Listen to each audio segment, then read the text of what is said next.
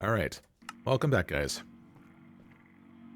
So anyways, oh my goodness, am I already getting like some frame loss here? I mean, this is like always happens like when I start the stream here, so it's like it's not friendly.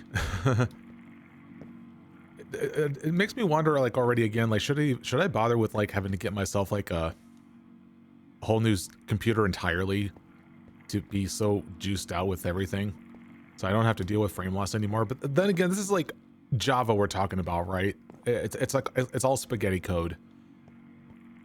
Trying to fight against like Java spaghetti code is like trying to like push a mountain. You know, that sort of malarkey. No, maybe it just needs to stabilize first, you know, getting its bearings. Anyway, so there has been some off-camera things that I've done. That being, I went ahead and processed all of the bitumen that is to be used to create the dark ingots, and thus getting the energized dark ingots, pretty much. And this is what I pretty much have left over in terms of the amount of tar that I have from using a bunch of coal and such. What else? Do I have some in here? Oh, I actually do. So yeah, I'm having to make use of it to go make some energy conduits or item conduits or whatever conduits. Speaking of which, I think I might have made too much. You see, the thing is that I forgot about the recipe that made it so that going from one of these gives you 6, and one of these gives you another 6. And the cycle continues. You can tell that I'm really eager to have freaking conduits, you know. I can't help it. But those have not been set up yet because I did want it to be up to this level here for that max output, because it's more than enough for like what the amount of energy I'm producing from the diesel generators. Because let's see, wait, hold on, that's supposed to be, what was it, 8,000 or something? Oh wait, if that's the case, yeah, because like diesel generator, hang on, I'm trying to remember the math here. I think they have it listed in here.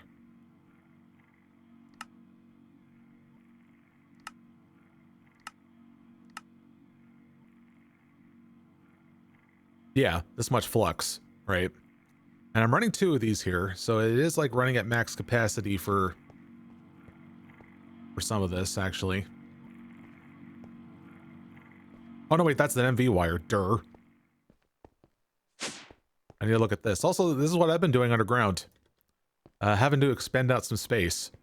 Because I eventually do want to move those diesel generators closer, so I don't have to deal with this like wired stuff anymore. And just go for like using conduits. I did, however, moved the this little thing here. Kind of serves a little bit of like a backup power in case things goes wrong. What I should have been doing is actually have that hooked up to the AE network so that I always have access to it while my other main energy is down. Which I could just go about having to reroute those things, no problem, pretty much. But yeah.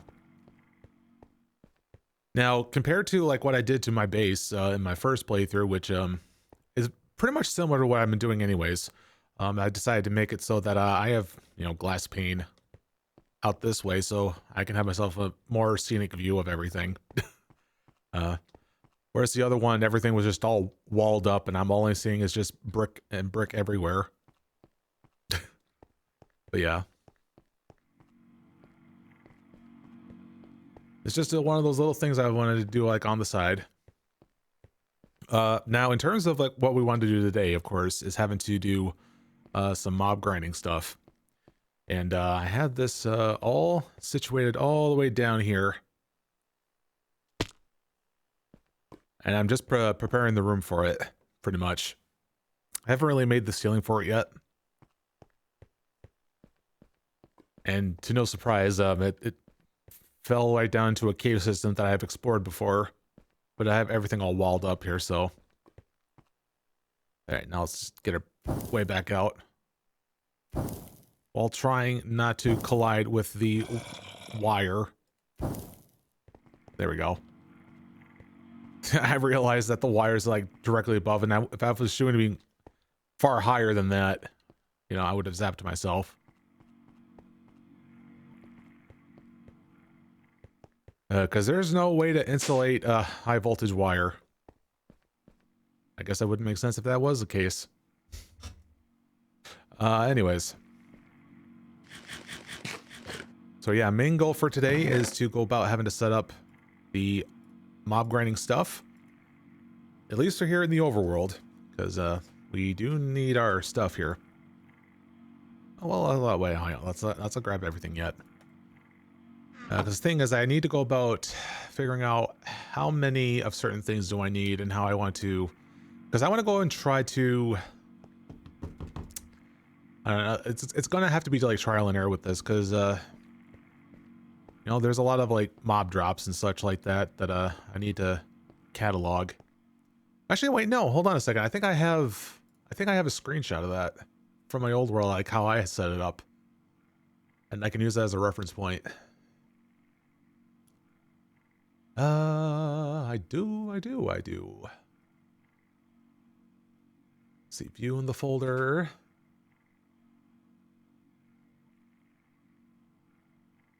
All right, let's see here.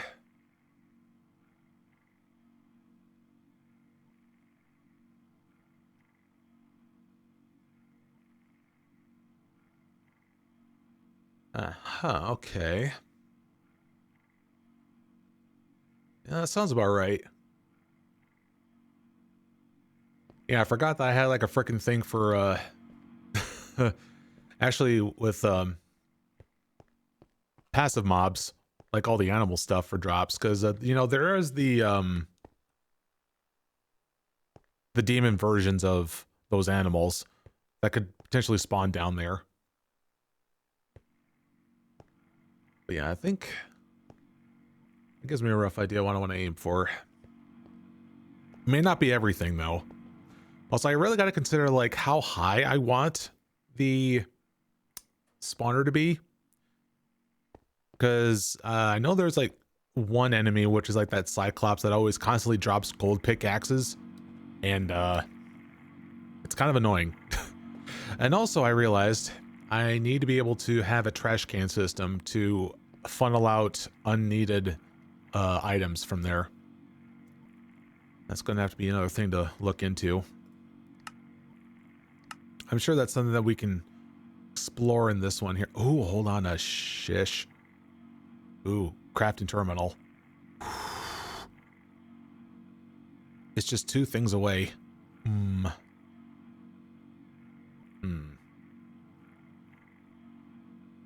that goes to the whole rigmarole of having to get into that. Yeah. Gotta stay focused. We want to focus on all the mob grindy stuff. Well, let's do vacuum. Vacuum hopper, of course. I don't know how we're doing with like my other like alloys here. Oh yeah, I do have some of this here. Ender pearls.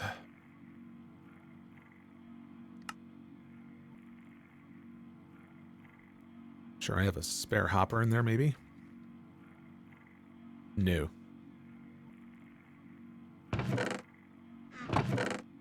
No, this is where I keep my hoppers, apparently.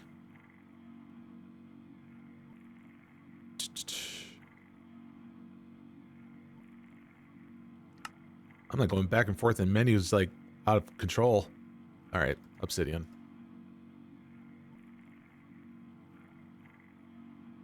Yeah, there we go. All right, give me open ingots. Now we'll go for the much better one. Absorption hopper. That one, we need mob grindium. Okay, we got him.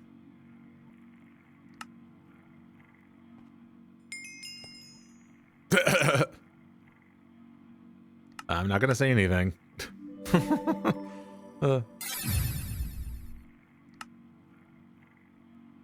Absorption radius upgrade. Oh, well, we'll see. But yes, I need to go about having to look into the these type of upgrades here, which is distance.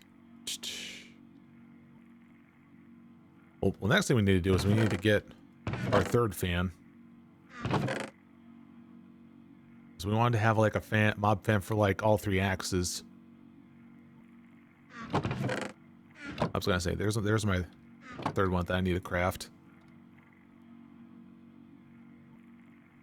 And thankfully that reward netted me enough to use that.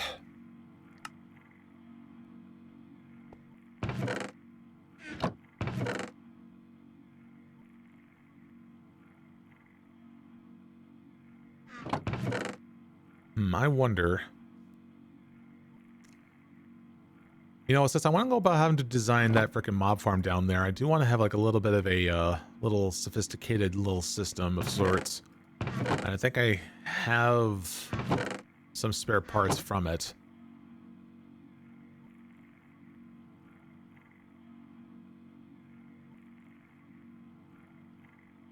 No, where did I leave it?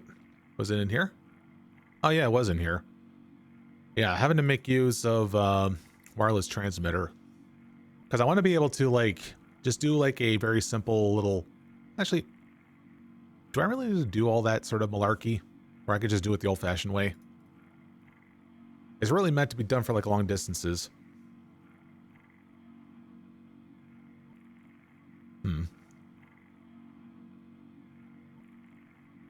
Alright, so it's 3 of those. So we want to go for... Well, let's see.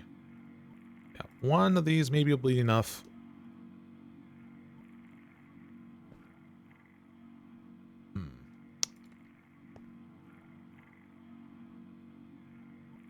Alright, so that's just to get a start for it.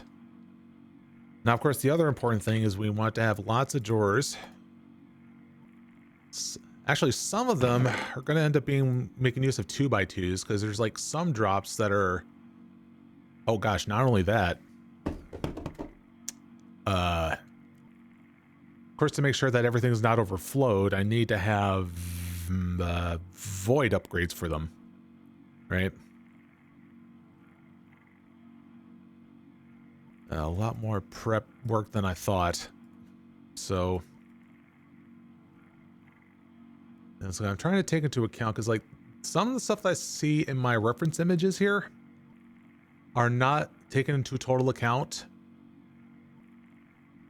because there's some items that I void from those mob drops. There's like some things that I absolutely think I'm going to have use for. So again, this is like going to be a case of like doing a lot of trial and error for some things.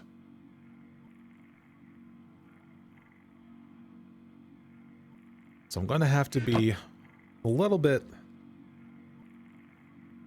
forgiving on how I go about doing all this here. And also, once again, I've not been doing much having to get myself a variety of wood. So I'm going to have to go about to scoop up some more of that, basically. It's scoop, yeah. Scoop wood.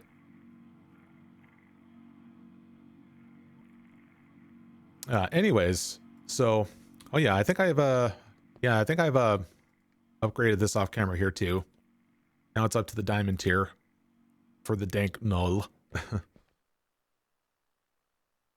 Anyway, we need to get ourselves a whole bunch of wood just because we need to make a lot of the void upgrades and such.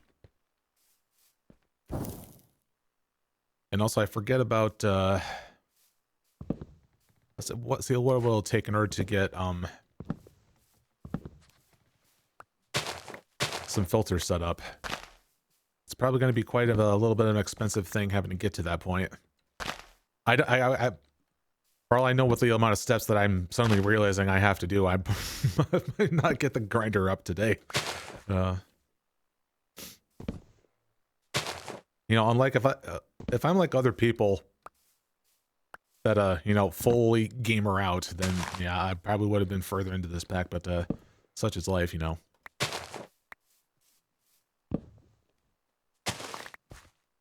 Anyways, so to get into the story about past couple days, because y'all know about the little thing at this point about my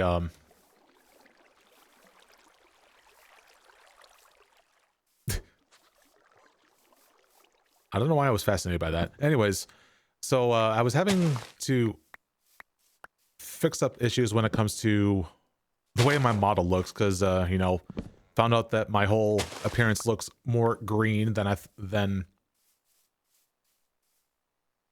this whole time, when it really was supposed to be yellow. And I have found out as to why that is. So having to find out about that sort of stuff, I went about having to invest in a monitor, which is still yet to show up because it's going to be showing up on Monday. But until then, I was able to mess around with a colorimeter. And the one that I got my hands on was like one of the more cheaper ones, which is called a Spider-X Pro. And that showed up on Wednesday, and I messed with it for the afternoon to test it out, both on its software that is supplied with it, as well as on a third-party software called DisplayCal 3. And both of them gave different results. The one with the DisplayCal, however, pretty much showed the most promise, because it takes a lot more steps and accuracy to it, it seems. Whereas to the bundled software with the Spider-X Pro seems to be very hasty and inaccurate. Because for some weird reason, with the Spider-X Pro, it changed my colors to appear a lot more red. It has a lot more of a reddish hue to everything, which is wrong. It's like, I don't know what I was doing wrong, because it also takes into account of like not only like whatever the settings that you put on the monitor or stuff like that, but also having to deal with like ambient lighting within the room. And I did not know that was a thing with a lot of creatives that need to make uses of like good monitors, is to take you know, ambient lighting into account. Because hey, you having to take ambient lighting into account, because they can't affect the way how you perceive color, like on your monitor and all that, right? So it kind of bothered me a little bit to find out that like some editors go about having to, like, you know, do work in the dark, and I can't see myself doing that, because like I think it'll give me eye strain when the only source of light in the room is, you know, the monitor. Then it's like, no. I mean, yeah, I don't know. Plus, it's kind of like a mood thing, right?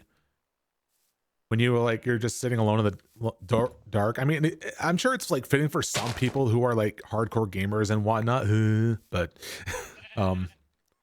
for me, it's like, no, it's like I need to have light on for like every part of the room that I'm in right now, because like I have like 2 ceiling lights in this large, you know, man cave of mine.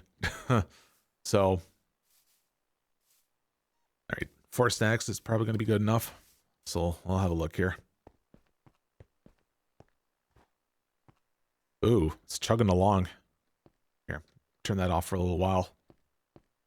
So yeah, believe it or not, I moved the excavator over to the silt chunk, because since I've been needing a bunch of conduits, gravel, sand, and clay, you know, being the main components of it, I need to have a lot of it. So let's see, copper is still going along, and now I also have this one move on over to get up some lapis.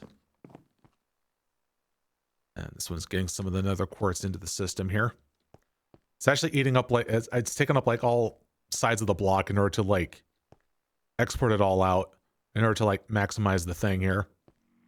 Sure, there are upgrades for like each conduit like endpoint to make it move by a stack, but I don't have it. So until then, I pretty much just occupy all sides, and it doesn't really I mean, it'll effectively make it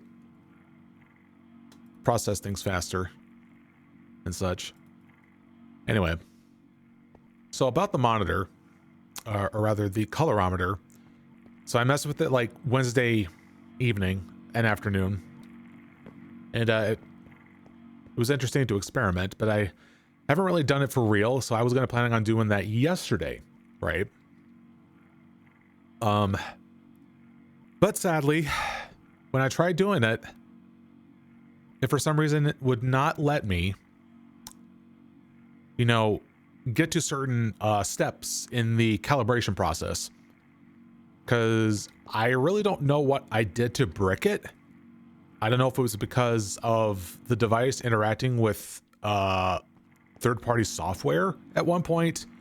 Maybe I left it plugged in by accident and maybe it overheat itself to death or something.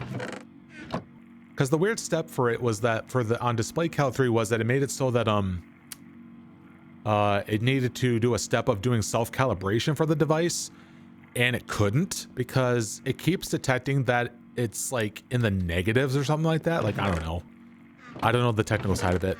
Some people are having that issue too, and so they're like, okay, well, I guess I'll test it out on the intended software.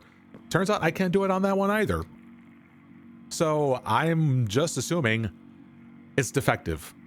So I had to go about returning it today. So that sucked. So now I'm just having to wait until the refund is in full, and then I get myself a much better colorimeter. It's a bit more pricey, but I'm choosing the one that seems to be more, which I presume to be a little bit more better interactable with display cal 3. And from there, we'll see what the results show up. And really by then, when I get that colorimeter, I would probably have the new monitor, which probably would already be good out of the box at first. So we'll see. But yeah, that was my little venture with having to deal with that crap. No. Sucks how stuff like that turns out, right?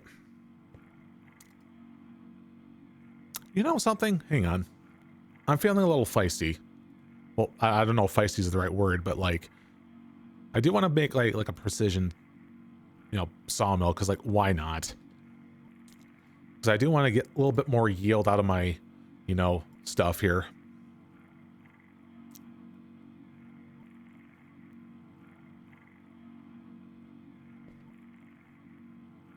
See, do I still have steel casing? Nope. All right. What was that again here? Okay, rods.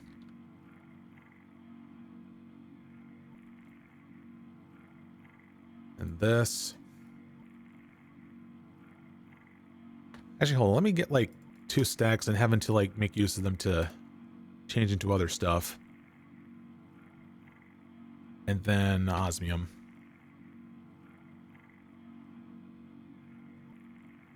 Oh, no, wait, that is plates. Durr.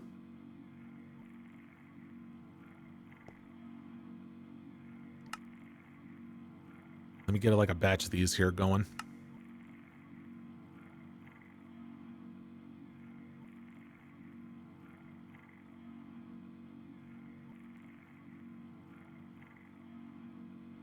We're also going to get more of those, need those alloys as well here.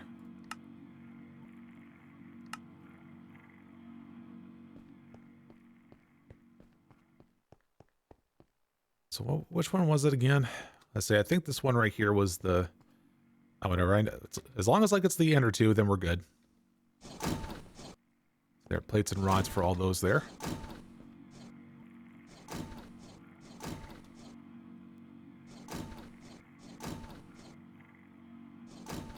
It's 1, 2, 3, 4, 5, 6, 7, 8.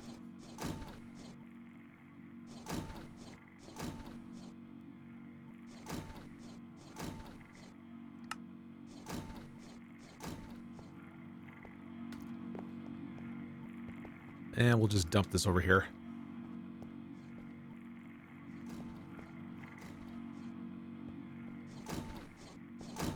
And here, I'll actually go about putting this here.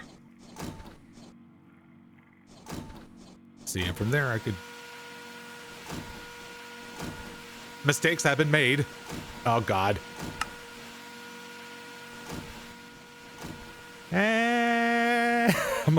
I need to muffle the damn shit. Oh, God.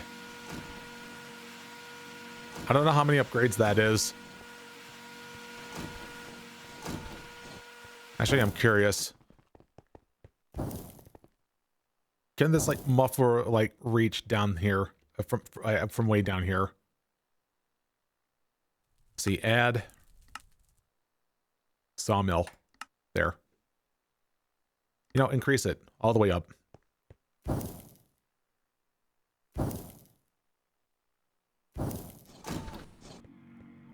Ah, much better. Oh, man.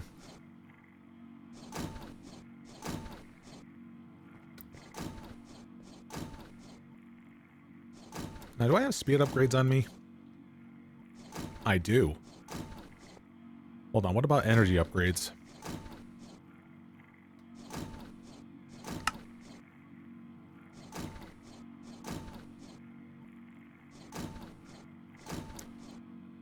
Oh yeah, I need to go about having to supply it with a chest of some kind. Here, you can get that to have a big hefty one. There you go. Alright, go ham. Oh, auto eject. There you go. Oh, that's... Oof. That's eating up a fair bit. You know, that's why I asked myself, like, why haven't I made, like, energy upgrades?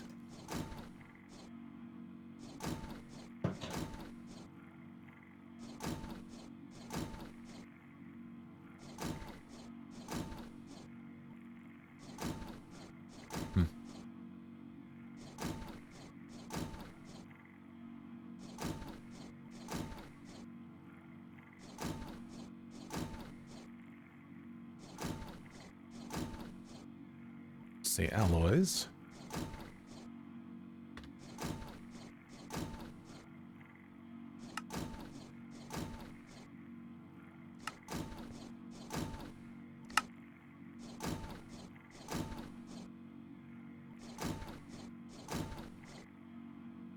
There you go.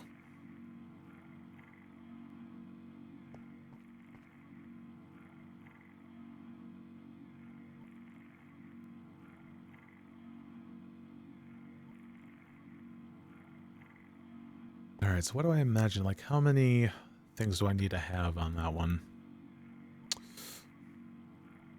And also, we have to set up, or we have to get, like, more via 82 stuff, like cables and whatnot, because we want to be able to have a cable going all the way downwards and have a storage bus attached to the whole thing.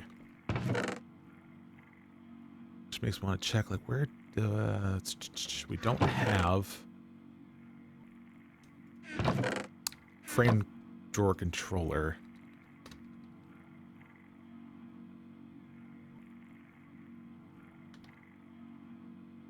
And I just need to remind myself, like, what it takes to make it. Ah, yes, potentiometer and all that junk.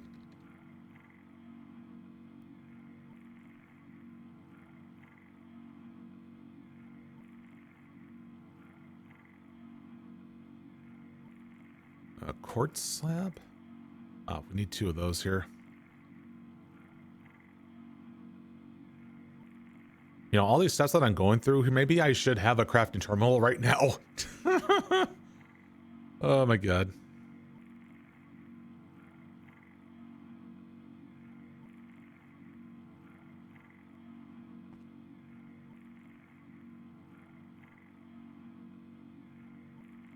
Well, okay, hang on. Let me, you know, entertain myself and see what it takes to make it.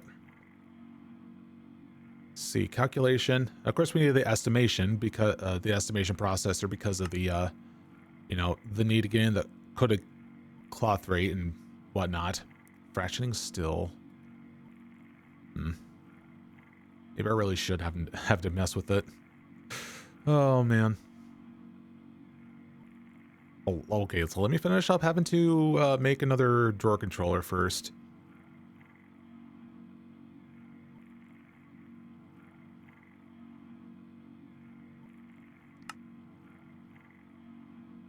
Because if I have not really set up like, if I have not messed up with the set up the some interesting automation with all of this yet, at least make the steps of crafting be all done within the terminal rather than having to go back and forth like this all the time.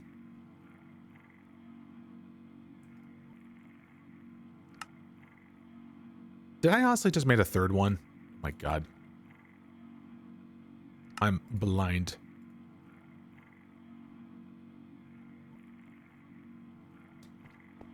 It's nuts, honestly. Hey.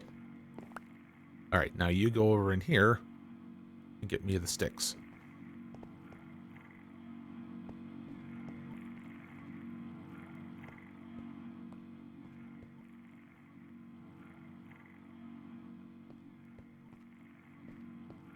Now, do I already have like some void upgrades in here? No.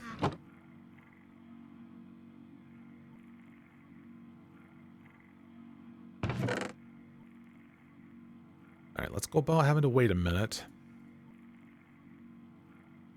And let's get back having to focusing on having to probably get that, you know, that crafting terminal. Maybe we can try to, you know, like beeline our way towards it somehow. You know, somehow. Yeah.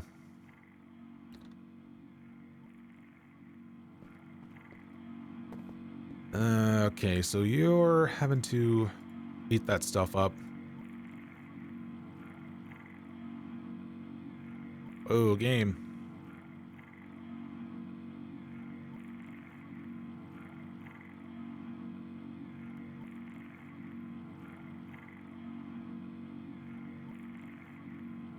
Like I have to go, we'll have to do this a little bit because I have no output for it. Because it's now wanting me having to like get a whole bunch of the lead stuff to go along with it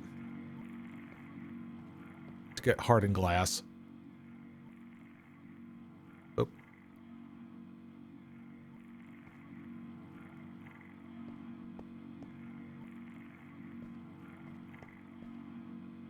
Actually, no, hold on. Maybe I can get away with it by having using that. Because that one actually is like moving at a decent speed. Yeah, there we go.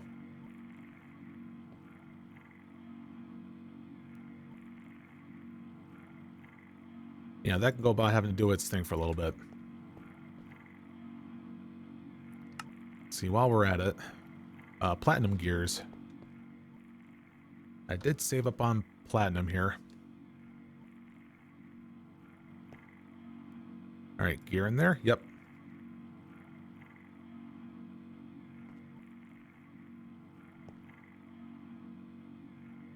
Because I only want to go about, oh, you know, maybe for the sake of speed, I probably should get more of the stuff that I need to make in order to harvest all the rosin.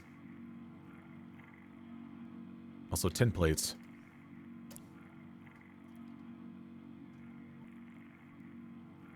Yeah, we're good on tin plates.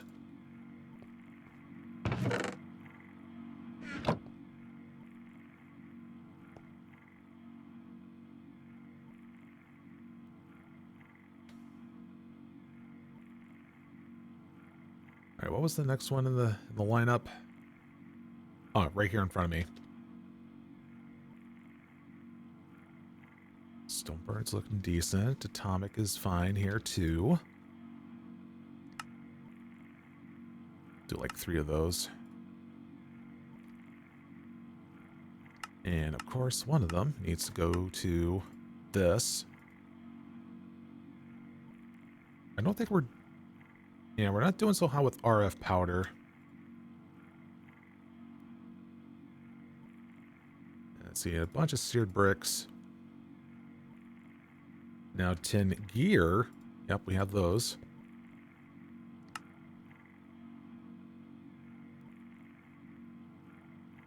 And then finally, the device frame, which needs hardened glass next.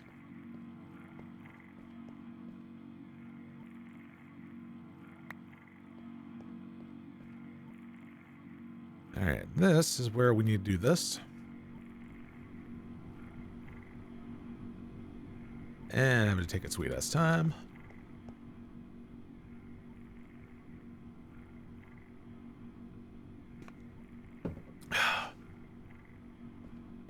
So anyway, sleep day was a thing yesterday, and my workplace decided to be funny and having to, you know, decorate the break room with like frog related stuff. You know, hoo-ha, funny. Good one. Job. Indeed. That was pretty much it. Way to boost the company morale. Nowadays, I don't really like to, you know, talk about job stuff that's happened, because why else am I streaming? You know, get away from that shit. Reinforce up. RC, Arboreal Extractor. Now, I have a feeling that I need to have a decent amount of this in order to, like, get rosin at a reasonable pace. Or resin, I should say. Yeah, it's saying resin, but then there's, like, that ball thing which is called a rosin.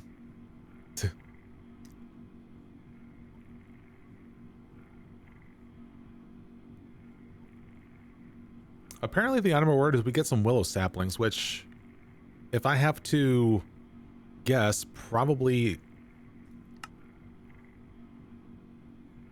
gives a good amount of resin, I guess? Well, the only way that I can probably tell is if I was to compare it to the resin funnel on sawmill thing. Because see, all of these, most of these say 10 millibuckets, but then this one says 20, so that's fir. And there's also spruce. But it doesn't mention anything about willow.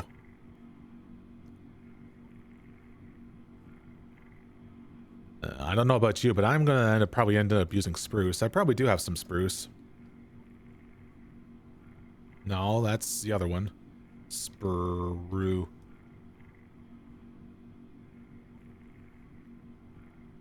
I guess I don't have spruce. Color me shocked.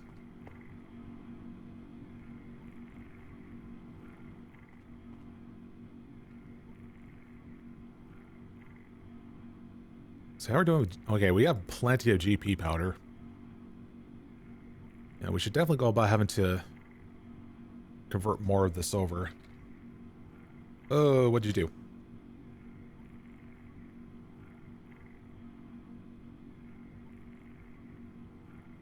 Let's see, bottle of enchanting.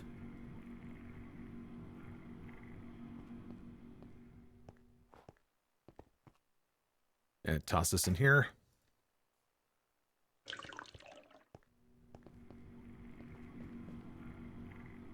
And that last thing is probably, yeah, right here.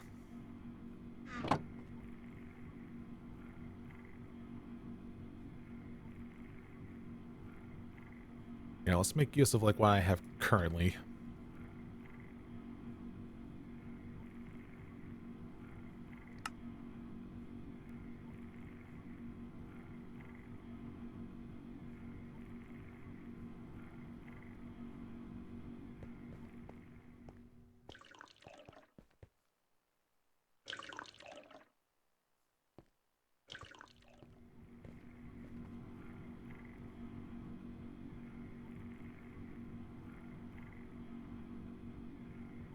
All right, 44. We'll do that.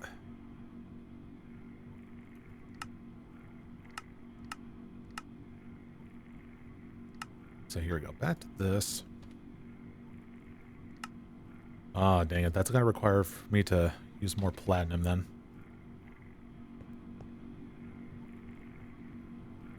If I want to be making like, yeah, let's see. Yeah, 16 of these.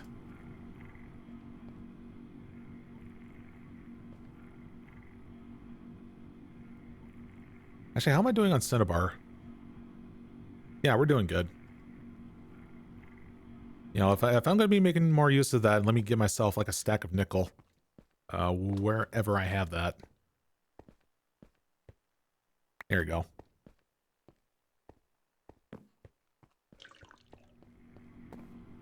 Oh, wait, hold on. That one is... Ooh, game. Oof. I get it, you're drunk. Here, let you finish that one. Here, we'll take this out. And put those back in. Put along with this. There, now we can get our guaranteed platinum.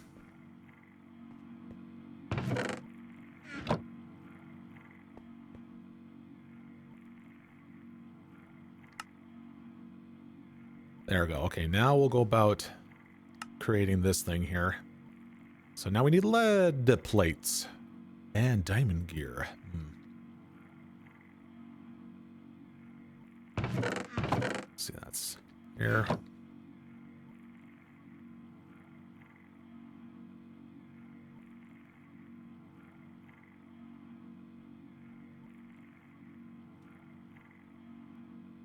All right, take inventory. Let's see, get those next up and running. Servos.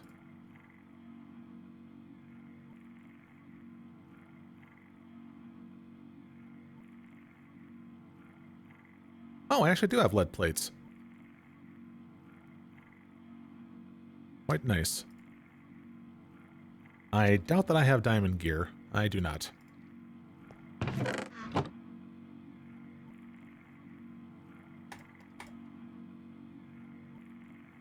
Yeah, let's just do enough to make the first arboreal extractor.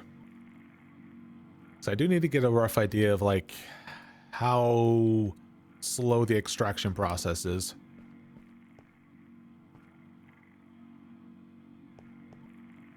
Plus, I also want to go about experiment with the willow saplings and see how that is compared to other things. All right, this one here.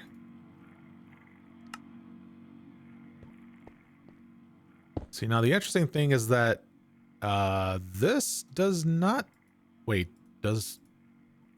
Okay, right. I was going to say, this doesn't require power, it seems.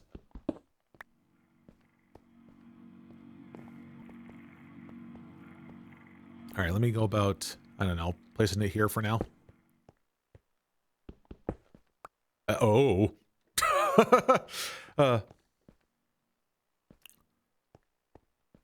All right, so let's see here.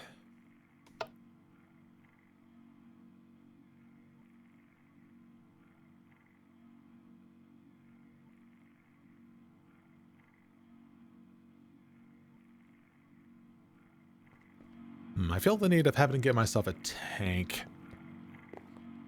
I mean, I could have an... Well...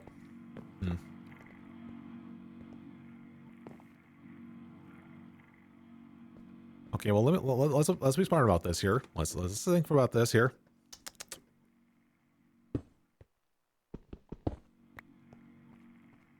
All right, because if I'm going to be having it... if I'm going to have, like, the fluid extractor or whatever it's called...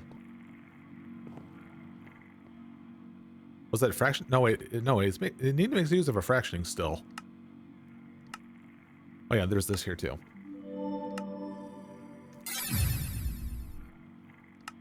All right, so here's the rosin. Okay, yeah. Having to toss that into a fractioning still. Which I'm going to be a little bit down and dirty and having to make use of the ones I already have for this.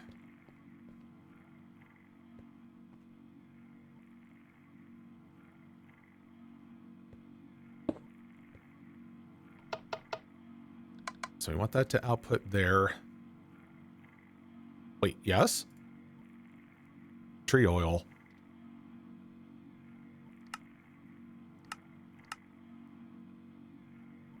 It's not what I'm trying to do. Do I even need tree oil for anything?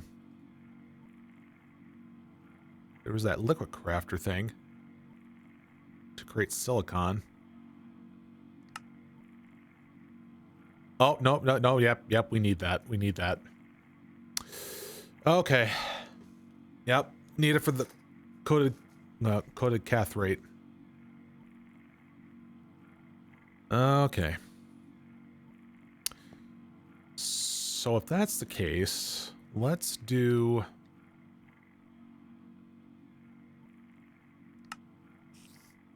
Hello?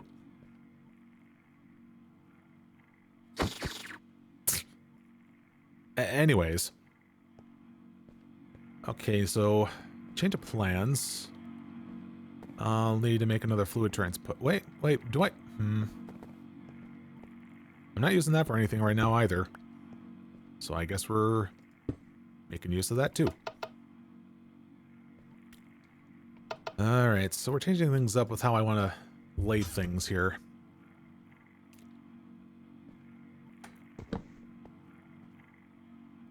Alright, so byproduct is supposed to go up here. Tree oil is going to go over this way. Input of the resin will be here. Guess we'll go about making like a quick, I guess. Actually, what is the setup for this thing here? Okay, so it has to be at the bottom of a naturally grown tree.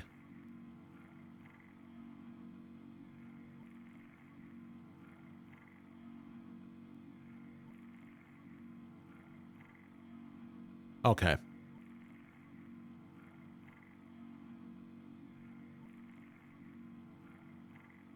All right, it's a good thing there was a clarification on that, because like I was curious about like how does one get that in reference to like other stuff. So yeah, in terms of like how much it is, spruce was like the one that, oh no, though it's fir wood. So yeah, I need to go get my hands on fir wood, which shouldn't be too hard to get, because I think I might have came across one of those biomes that had them.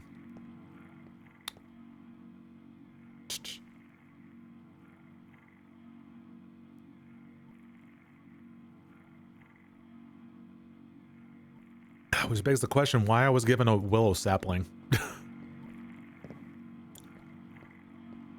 Because if I didn't see that in the recipe for it to be able to get resin out of it, then I question it.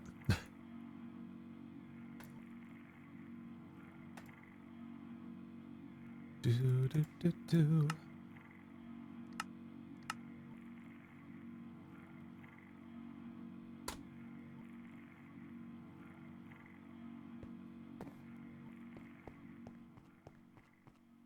All right, let's see about having to make ourselves a quick trip around the world. All right.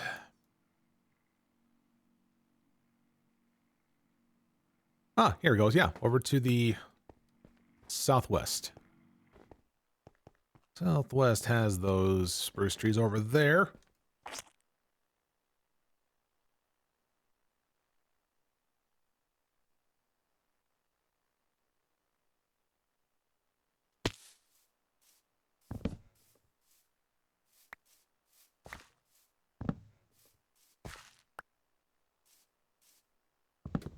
Good old tall trees.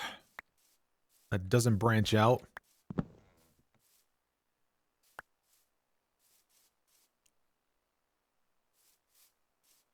You know, looking back at like the days of when I played vanilla, like I can't stand trees that just have that chance of having to branch out, because it just means more work to deal with.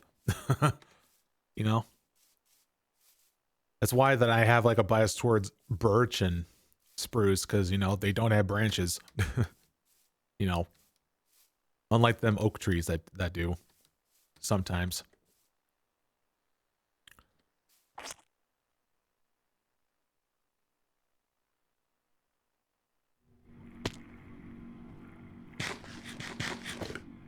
Okay. All right, so they say to place this at the bottom of a tree.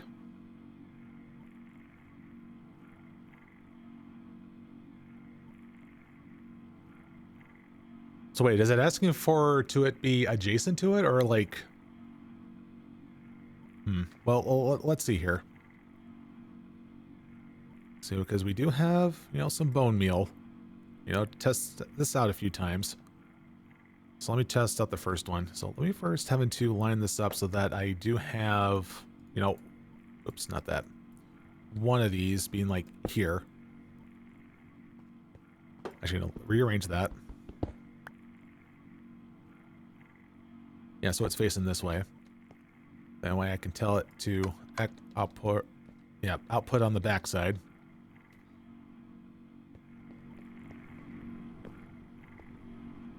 Actually, what did I do with the fluid things here? I left it in here.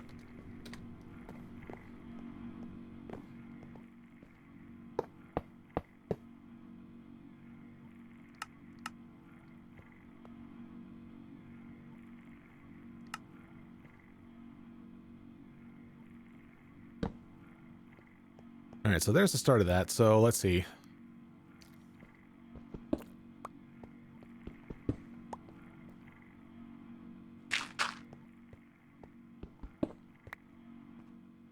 So do they mean like at the bottom, like adjacent to the bottom, or like directly underneath the tree?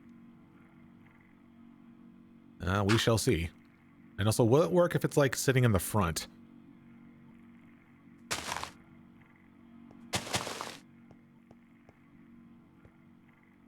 Also, if I'm going to be doing it with multiple devices, I need to design in such a way that I can still output it somewhat respectively.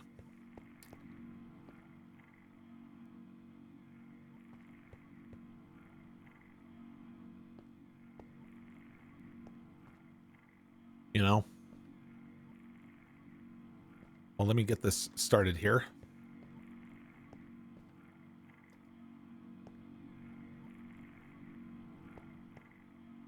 Frickin' tree spawning conditions.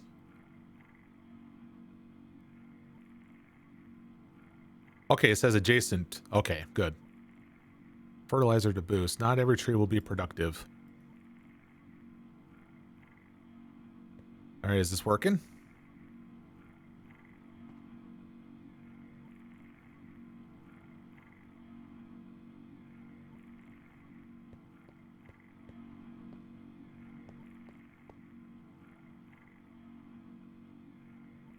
Oh, I see the front panel looking a little bit different, so I think it's working.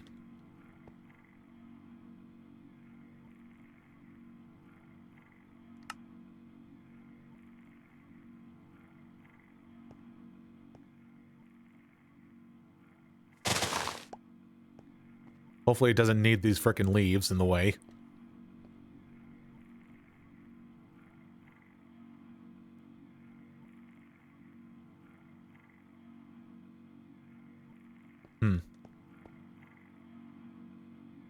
Oh, yeah, I think it's working. Yeah. Here's the goods.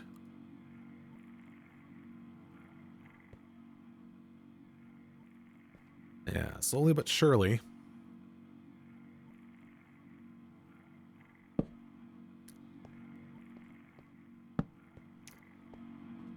All right, let's go about finally getting these things moved on over.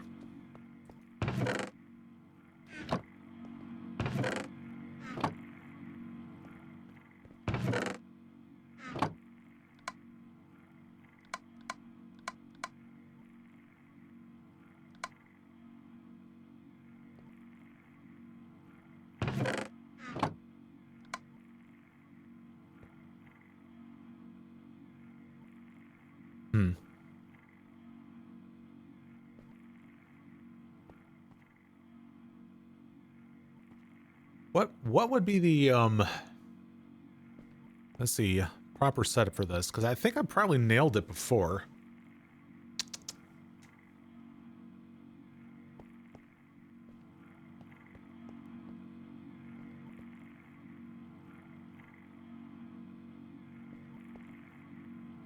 All right, here. Let me just take those down.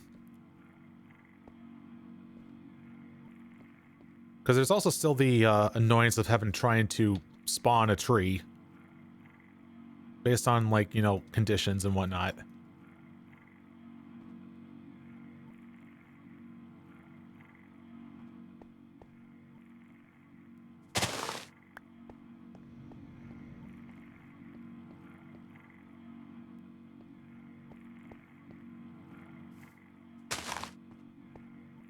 Yeah, because I'm not sure, like, what I need to do different to get some more trees spawning around it.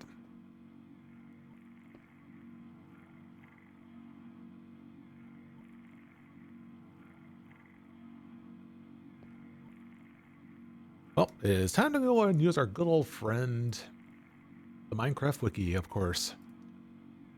So I need to look at the spawning conditions of spruce.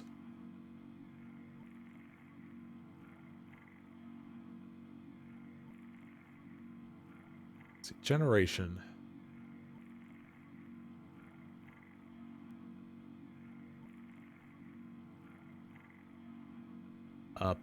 Planting.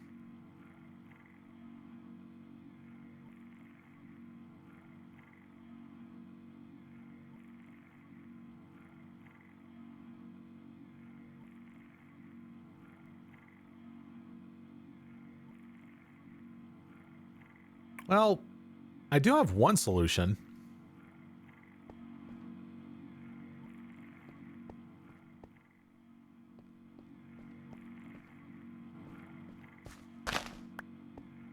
And that is probably try to do the... Let's say, hold on, let's see. One by one require a column of unobstructed space.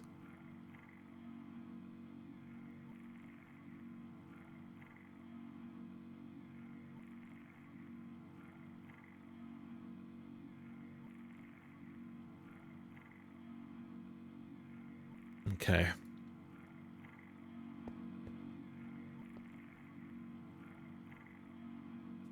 Well, actually, wait, but from what I'm looking here, it should just still grow, right? No, it's not letting. Did I read it wrong?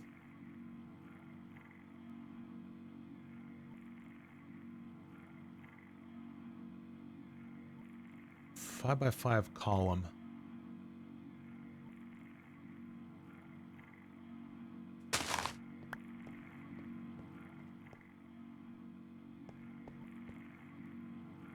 Oh, I think it's working a little bit. Yep, there's some tree oil.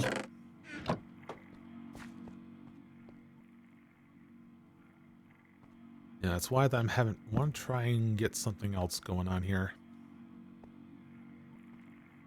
And I think I have an idea.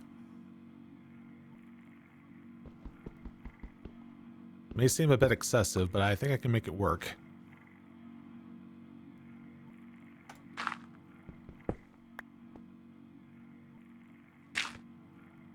Alright, so what I'm thinking I want to try is I want to plant a 2x2.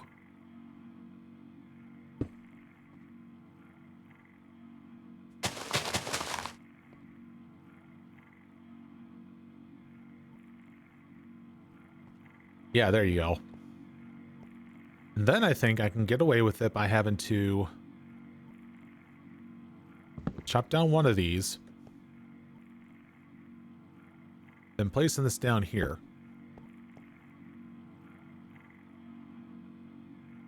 And I think, yeah, the backside is getting siphoned. I think it's probably, well, I don't know. I do see it working.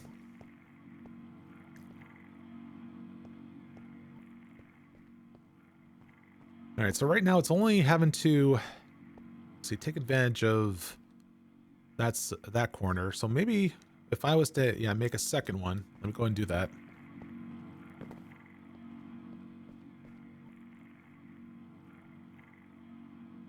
All right, so what do we need again? All right.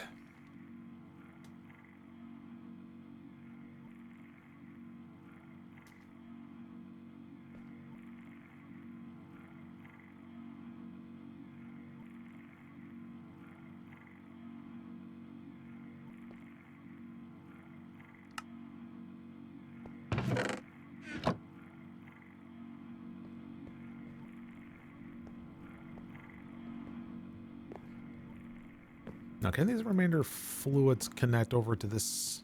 Nah, I need more. Quite clear.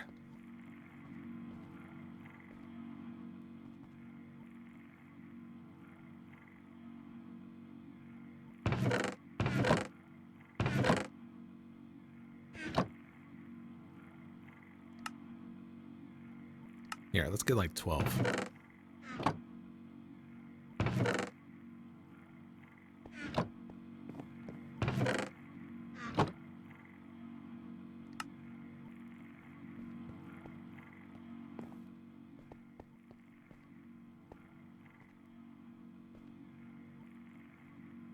Then I'll cut off this corner. Place it like this.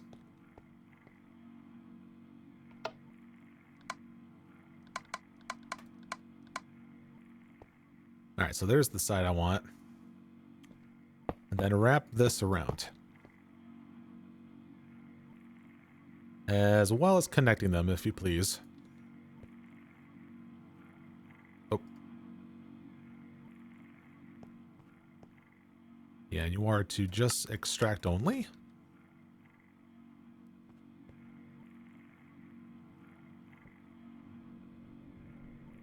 Yeah, that looks like a modest increase.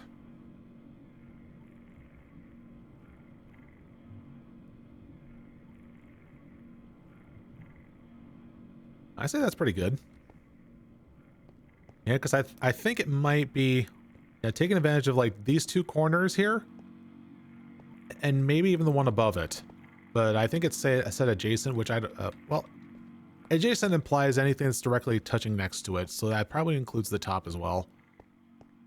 So yeah, I think they're like having to grab like 3 blocks at once from what I see here. Yeah, we're already getting some of some of this stuff here now too. Nice. Now this rosin.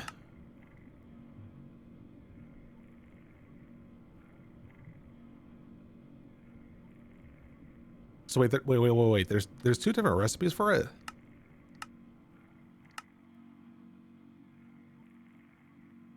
Okay, so the tree oil step is not really needed. Well, kinda. It's still a 50% chance to get the rosin, but what is guaranteed is the tree oil.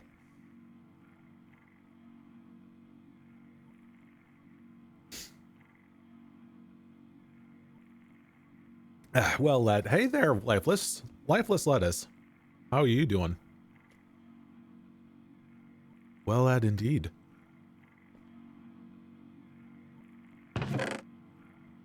I think we got ourselves, we're probably going to end up getting like more than enough of this here for, anyway, that's for the estimation process, Time to break out the inscriber stuff here again.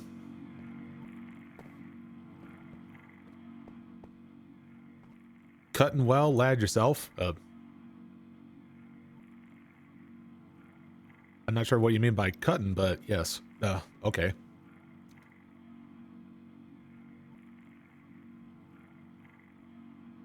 But if you're doing good, then that's what matters.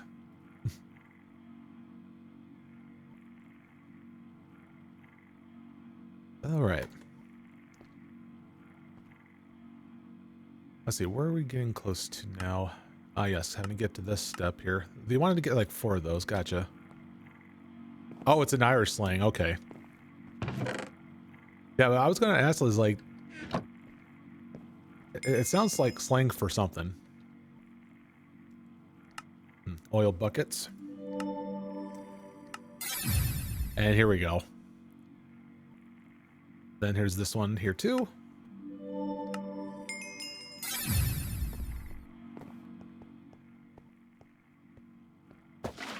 And yeah, we might as well go ball by having to toss these in here. As a result, we got free buckets. Alright, so now we need to break out the inscriber again.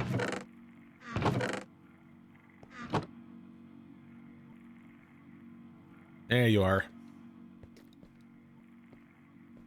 And I just want to beeline towards having to make the thing. Here we are. So we just need the press. Estimation.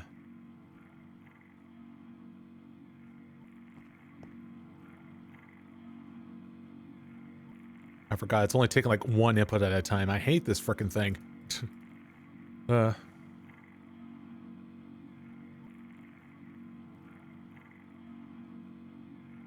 So the resin collector blocks, if you put 1 block up and then they collect for like 4 blocks instead of, oh yeah. Maybe we can try and do that here.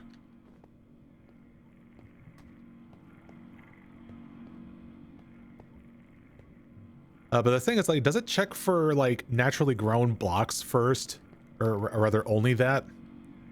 Because if I trick it thinking like, oh, I placed down the wood, then it doesn't count. Because I see what you're getting at, because I can also place this one up, and then I can have, like, yeah, surrounding, like, all sides here. I may have to regrow this if that's the case, but, see here.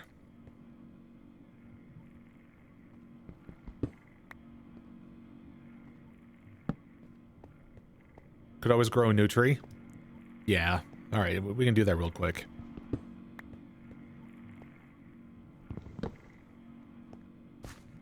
Oh, good.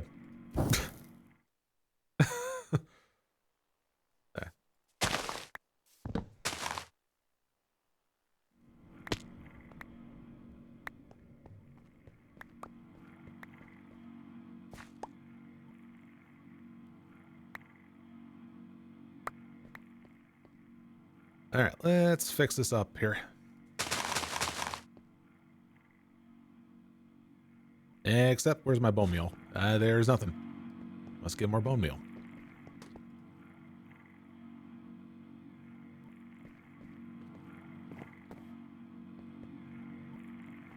There we go. Okay, so now we're going to do it like this.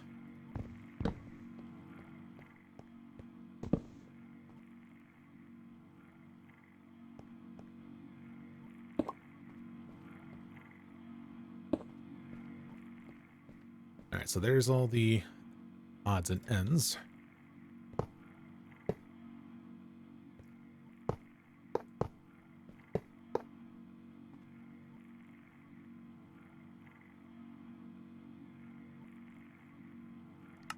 Go back to extracting.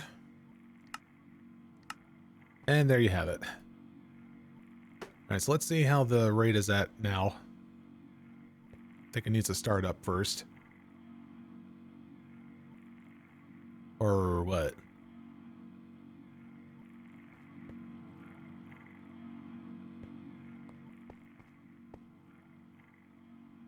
Uh-oh. Something's not right.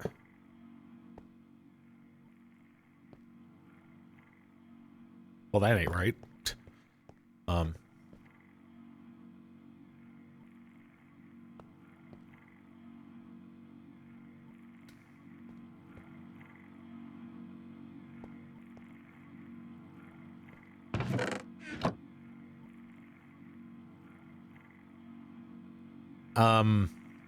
I think it only registers when it's at the base of the tree. Not if, like, it's one above it. Do you have to put coal in it? No, it's actually just a very, you know... These type of, like... devices, I think they call it. Device frames. They're supposed to, like, work passively. Like, no energy required. I mean, like, this slot right here is supposed to be like where I put fertilizer in, but, yeah, I think it's only checking for if it's at the base of the tree. Because, like, I think the quest stated that next to the bottom of a naturally grown tree. I mean, if that's also the case, it's probably not checking the block above it either. So I think the way it was before is what had to be done.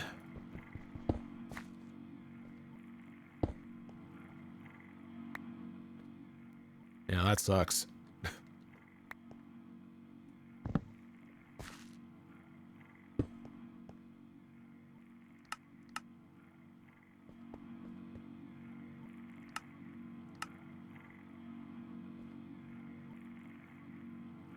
Yeah, it's back to doing its thing.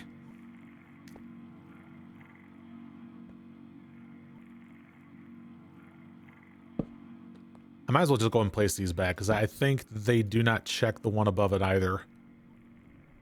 Also, like, the amount of resin that I was getting before is like the same rate, so I guess it only checks for, like, those two adjacent ones. I need to find, like, a better design for it somehow. So it, like, covers, like, all four sides of it, because I think that's the optimal way of doing it.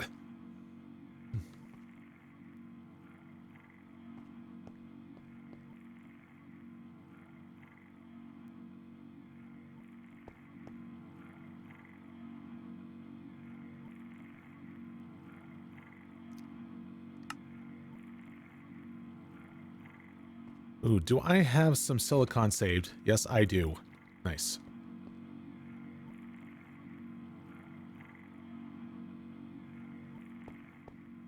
Yeah, because I want to see about having to get that crafting terminal.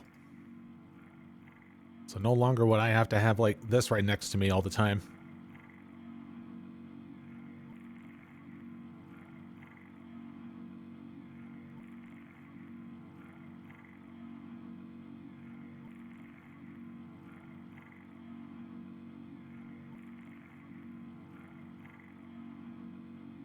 You know what you could think is to grow 4 trees in the air, put the block in the middle, and pipe from the bottom. Oh, I kind of tried to do that. Well, except I started out with like 3 saplings right here in the floor, and I can only grow 1, which is why I checked earlier, like what are like the growing conditions for spruce, and for the life of me, I don't even know why. It's being weird.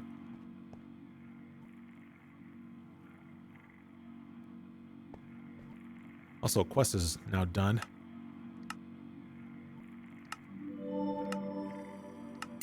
Nice. And now we can get to this. Now I might have a calculation thing. I do.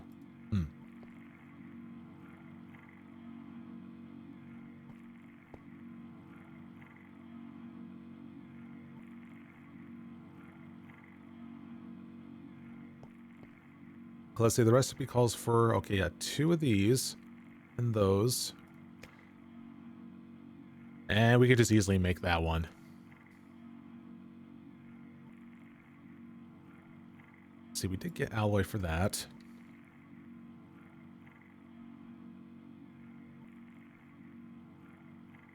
Here, we can take these 2.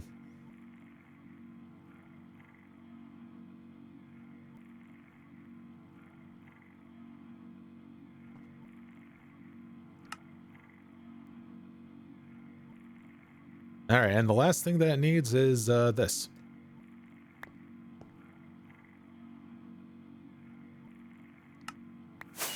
Woo! Oh, give me that. Yes. Yeah! We finally got it. Whew. All right, now to place the trophy.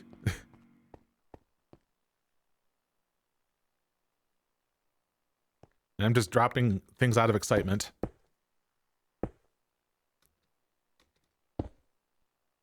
Nice. On March 1st.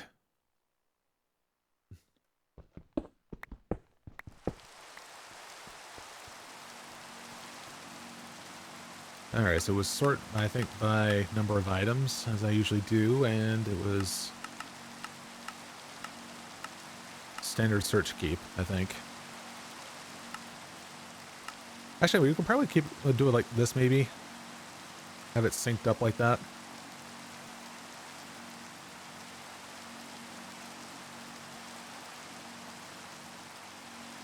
But yeah, there we go. That's gonna help out things a lot.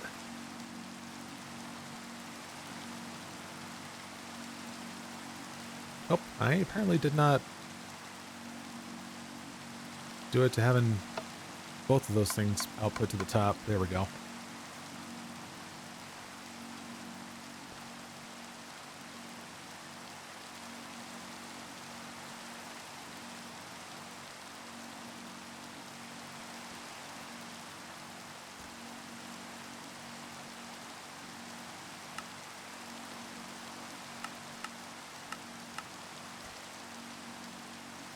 Actually, no, I want to keep those things separate.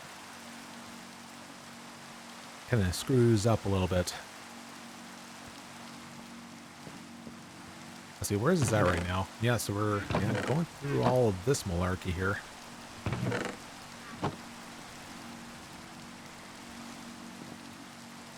Alright, so now that I have it so that I can, do all that crafting inside of here.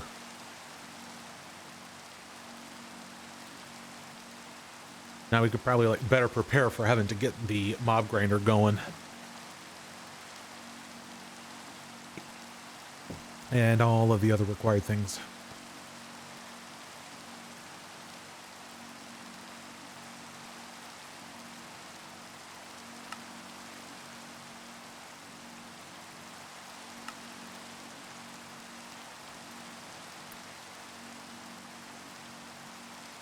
Wait, no, I had them off to the side here.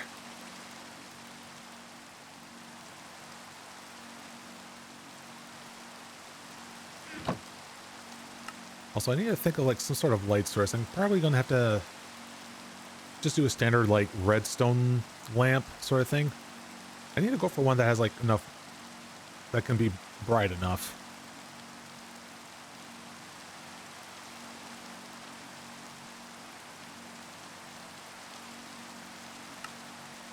Oh yeah, grab this here. That is apparently another view cell. Whatever that's used for. No, maybe there was a description on it, maybe. No.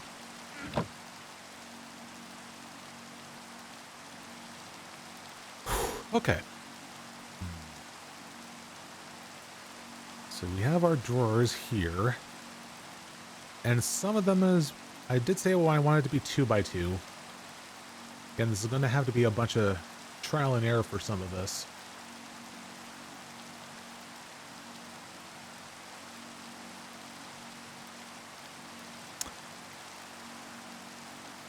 But I think maybe starting off with 20 might be a good starting point. Okay, yeah, I forgot.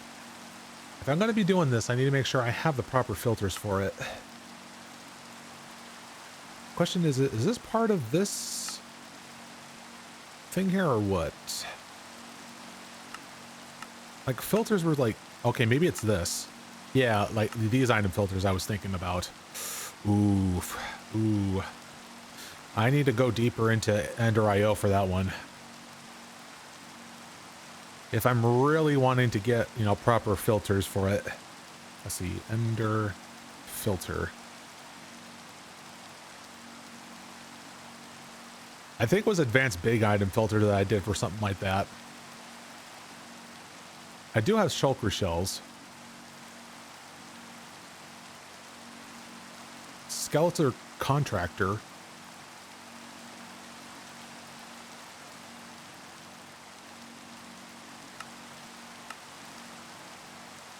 Okay, so we can make some of those things there. I do have some grains of infinity. All right, we just need about creating a slice and splice.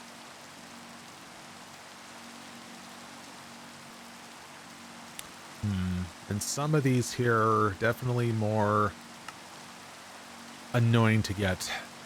I need to batch craft a bunch of this organic dye, though. Any slime ball, any coal dusts, which includes charcoal, and some form of brown, which will be cocoa beans. Which I do have cocoa beans, not a lot. I do have them planted down that way.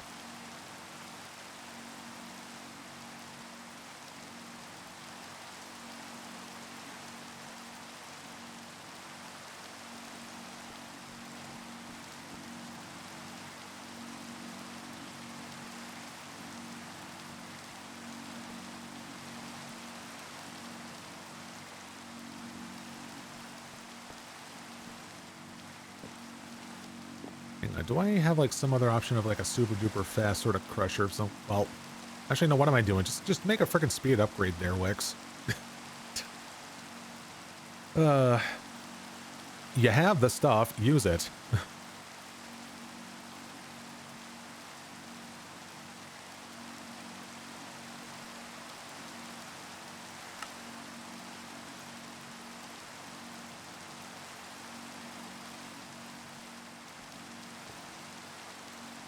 And I also should look into that energy upgrade.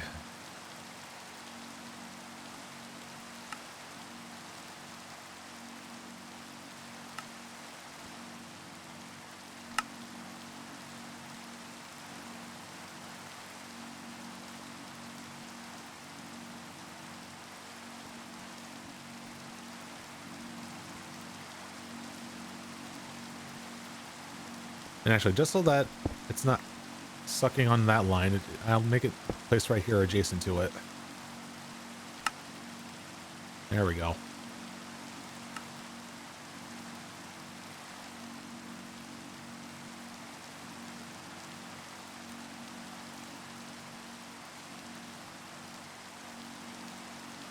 And this one also go feed some stuff here.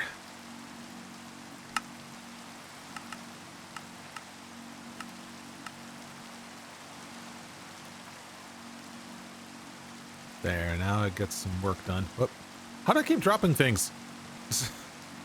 I swear it's being picky.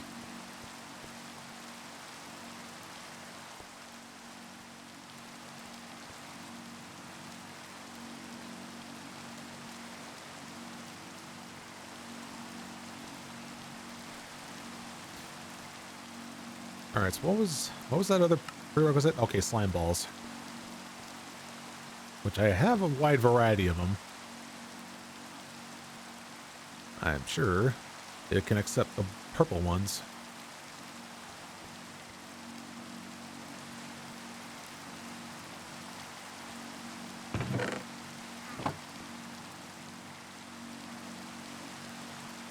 Alright, progress bar goes decently fast.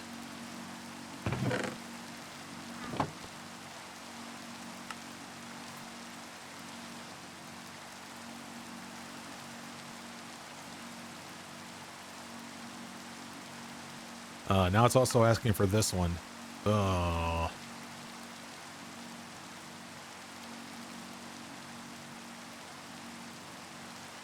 Oh, actually, hold on. There's this recipe for fusing an egg.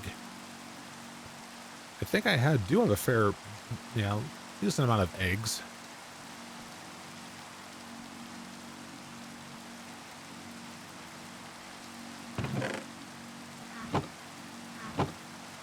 Here, let's make use of those for a moment. Because let's see, the other one was... That one just uses 3 of them.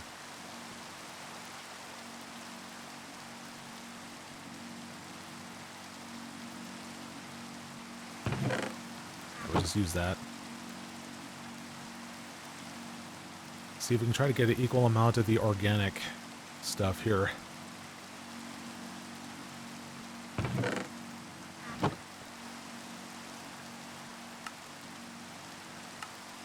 Let's see. Oh no. Now there's the green dye.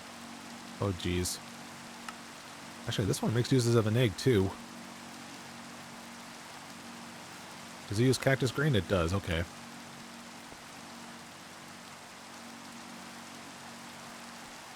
Now it's getting to the point where I need to like automate the frickin' plants now. I mean, I should have already been. But I kind of forgot some of the steps.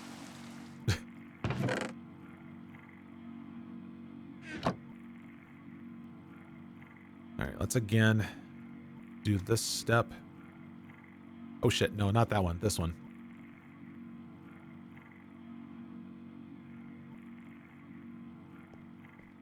Let's see, we're also going to need some crushed lapis. And there was also the nether quartz dust here too.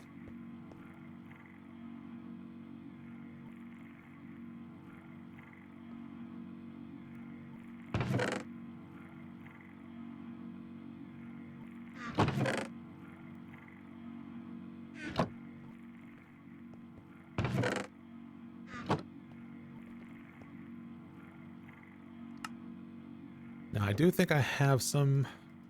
how much dark ingots? 31.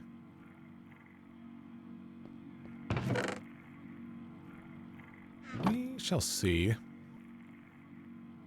Alright, so industrial dye. So we need 4. Do need machine chassis.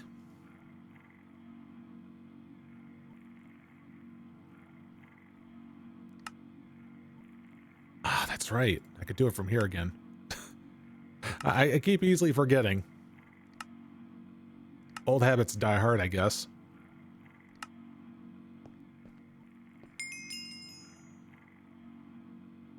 Nice.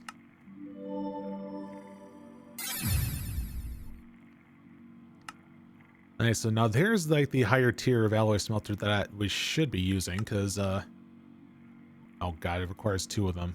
I forgore. And then there's the sag mill.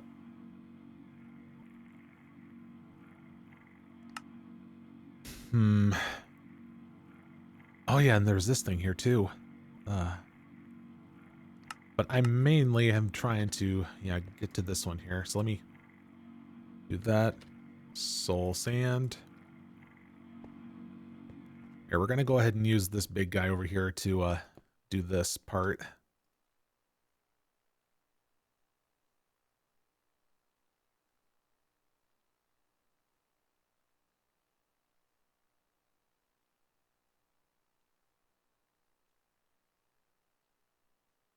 Oh boy, getting a lot of stuff done here.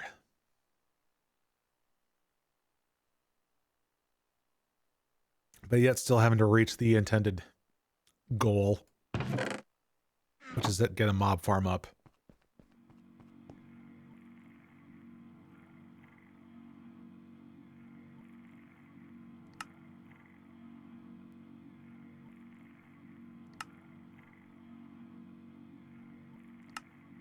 There it is. Soul machine chassis.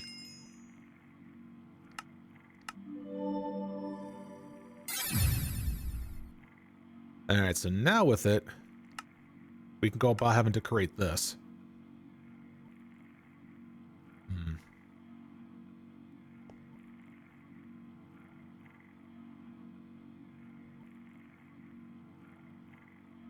Wait, does it really need dark oak wood? No, it can be... What the hell? What? Sorry, what? They're making my head go berzap. I was gonna say, like, it should be like any one of those.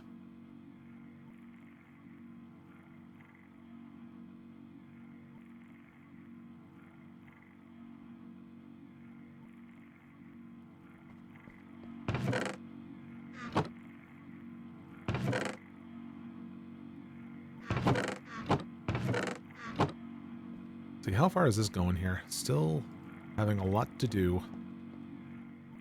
And then how about this?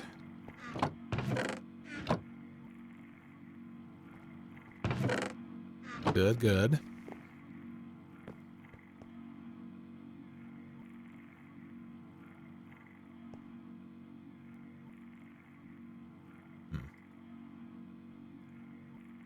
So now the dark axe.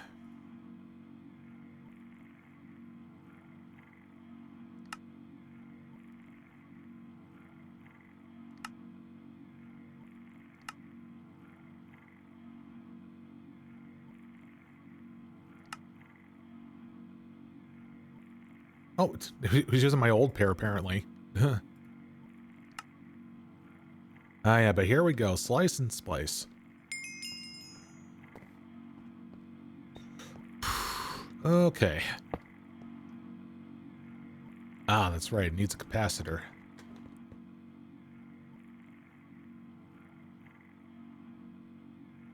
Let's see. Let's see. Ender capacitor here. Basic.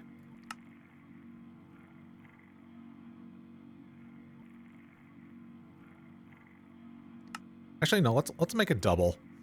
Wait, hold on a second. I need to check for quests. Okay, basic, double, and octadic. Hey, you know where I was going with that.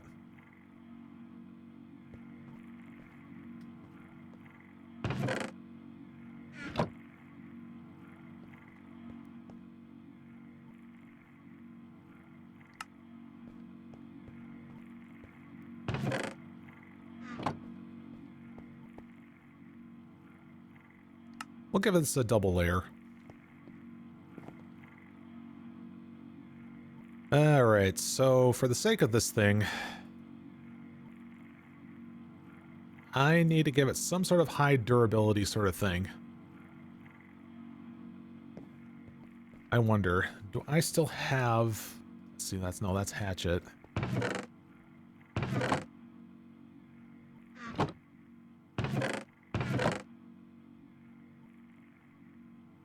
Would a lumber axe count?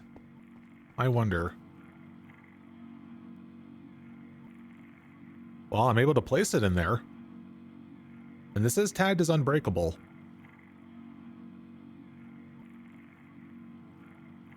We'll see what happens when I try to work with this. Now I just need to find a pair of shears that has really good durability to it. Which might be the dark shears anyway.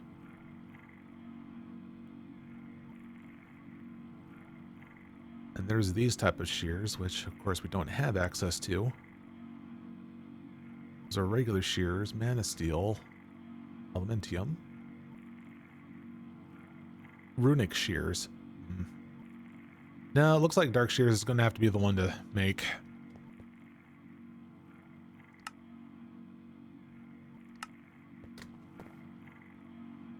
And we'll just work with it from there. All right, so we got slice and splice.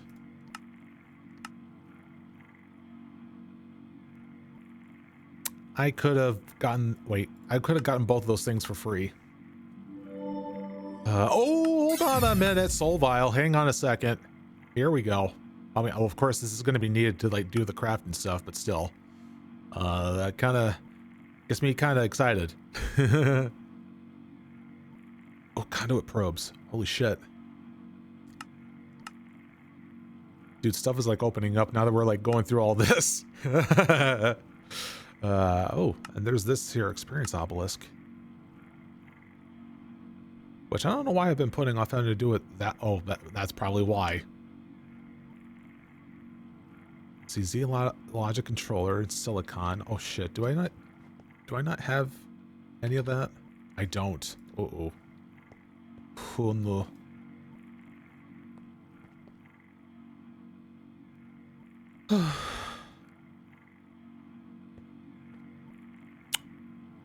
Well.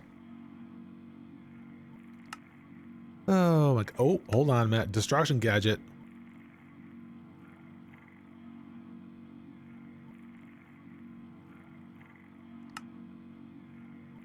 Ooh, I see. Well, I don't have Enderium plates yet. I might be able to make it, but yeah.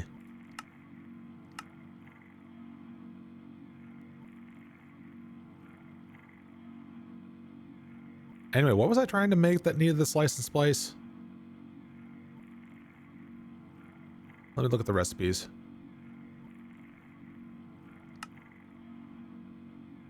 I think it was that skeletal thing. Yeah, it was that skeletal thing.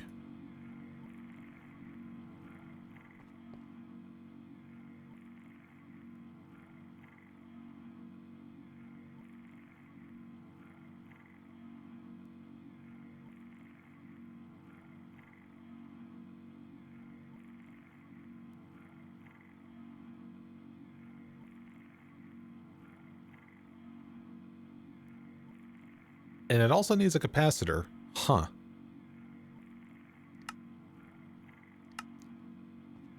Alright, let's see where this will take us.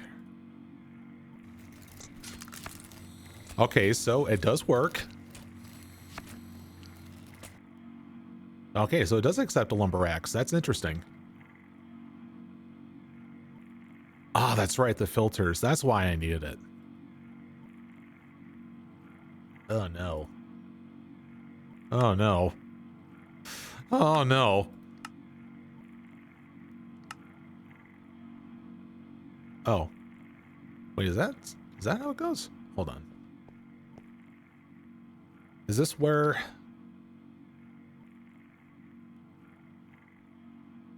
You know, like I was building up from like all the leftovers from my freaking little loot, my bag wish mechanic of sorts. But it's only like a minuscule amount that means nothing. So.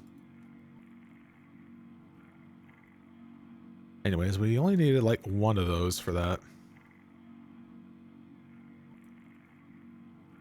Anyway, let me check back on the list of, you know, what's like the hierarchy for all this. So we need the big one, which then requires this.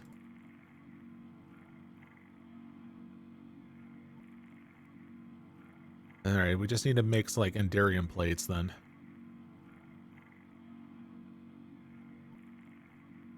Which funny enough, I have 2 of them left over from my little thing. My little...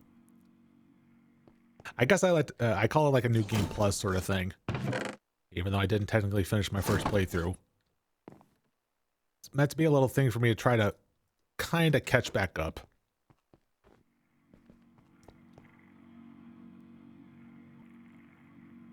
I honestly do feel like I'm progressing through this faster than my first one. Well, obviously, now that I know what I'm doing.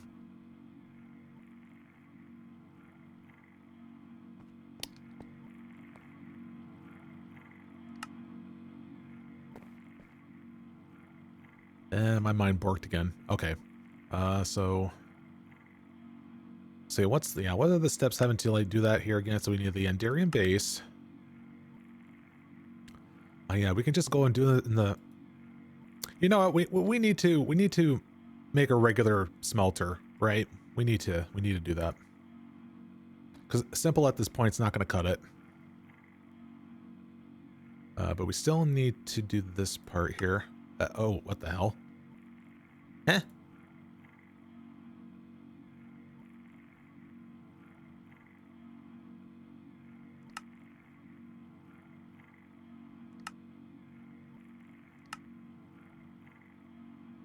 Oh, there goes the stone burnt. Right, do I have any polished? I have some polished.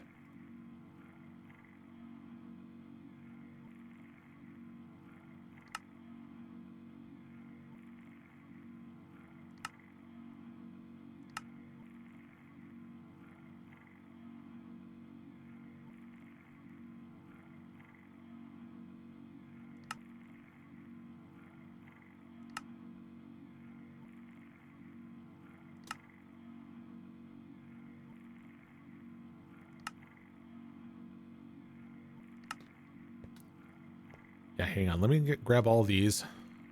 Because it's obviously going to want to have a lot of sticks.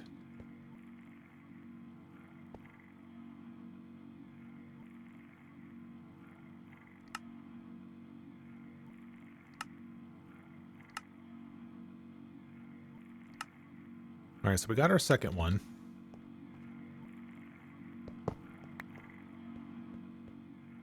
Hello?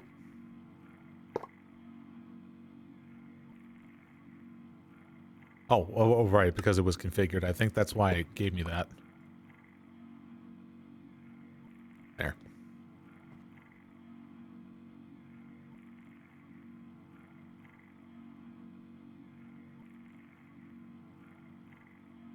All right, now we work from here.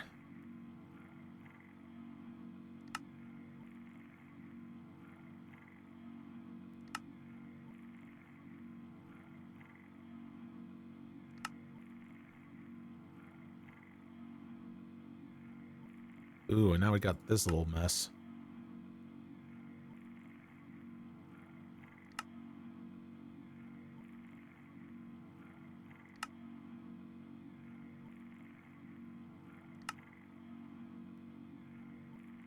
Yes, here we go. All right, now this one we can go about having fun with. Just because we can upgrade it. We're also going to give this a decent double capacitor with that.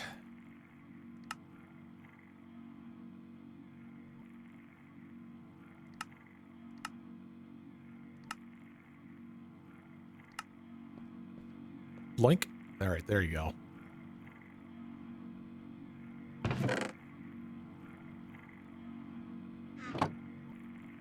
All right, because now we can go about, work on that Enderium base here.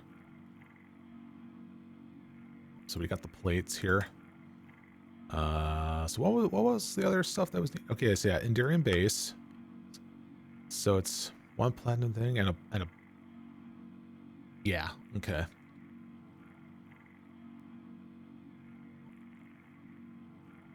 Nice. Just gonna go crazy with this. Because we want to get ourselves like a nice start, good start amount here. There you go.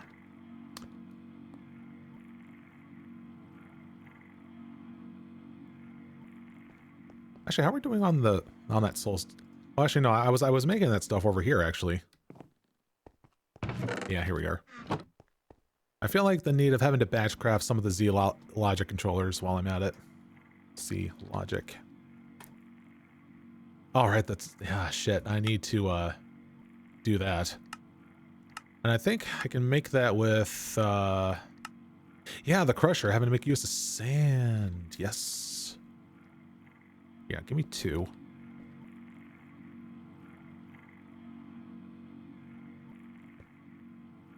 Yeah, we could just do that. All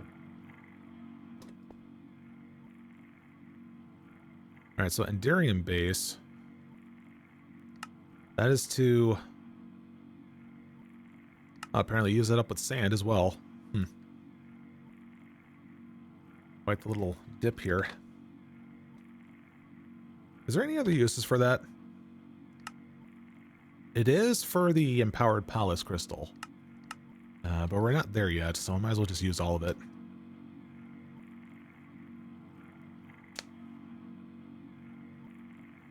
Ooh.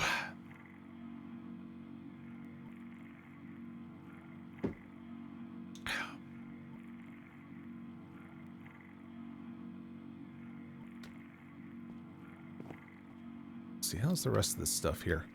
Is the quartz all done? It is. Nice. So all the nether quartz is now fully into the system, which... Oh, we actually don't need that in there. I thought I would, but turns out I don't.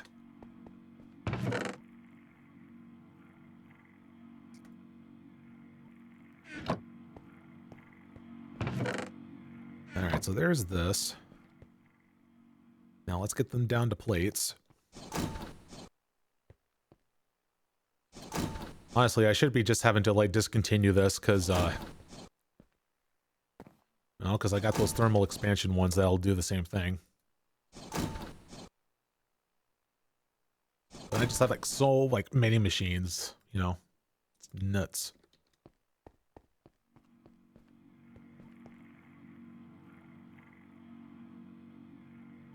Alright, so up to here now? Yes. Here, just give it a second to see if that was part of a quest. Nope, okay.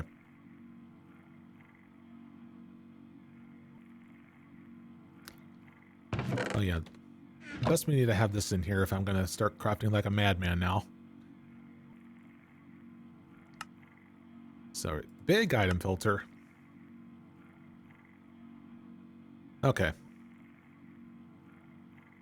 Alright, now to get on to the next one, which... Oh, right. Wrong screen. There we go. So here's the big one. Advanced big item filter.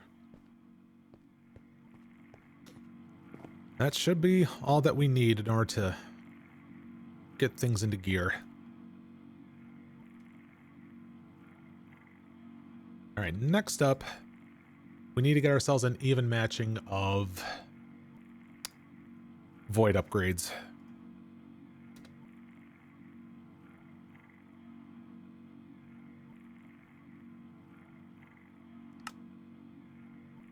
Ooh, except I do not want you to use the current drawers that I have. So there was a reason why I made those bunch of chests there.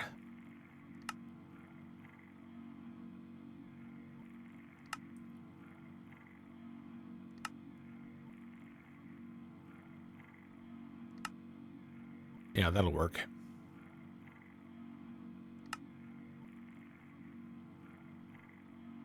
You know, like, I hate it when it cycles through it like that. There you go.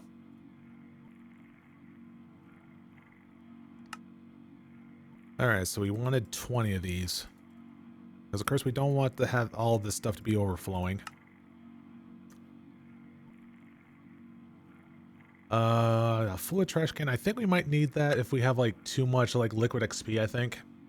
But we also need to make ourselves a regular trash can for voiding items we don't want. There we go. Let's see. You know, I haven't really pondered about this. Like, is there a reason to, like, having to avoid excess energy like that? Seems kind of...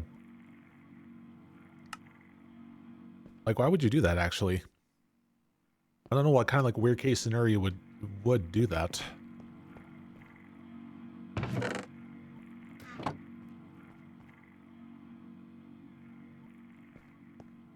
Alright, so where are we at? What else do we need? So we got ourselves okay, so we need to get ourselves like some sources of light that we can turn on. And actually we might maybe go for like another helping of those, maybe. Do I have a lever? I do have one.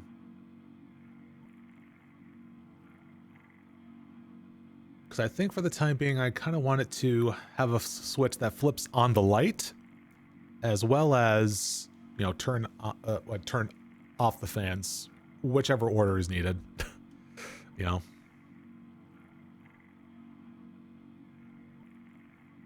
I think I'm trying to recall, like, what lamps I could make. Redstone lamps. So, yeah, the good old-fashioned redstone lamps.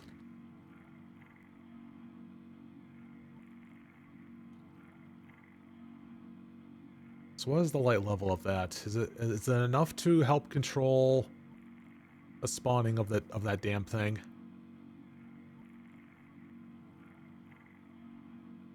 Light.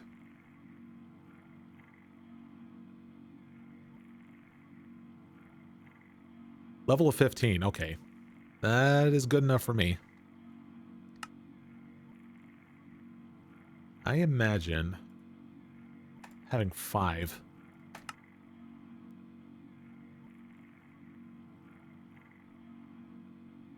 Alright, now of course, I do have the item conduits for this. I might also need some fluid conduits. Actually, what I do also need is a drum. Let's make a drum. Oh yeah, stone burnt. Gotcha. Gotcha. And I do want to try and get it to like at least iron.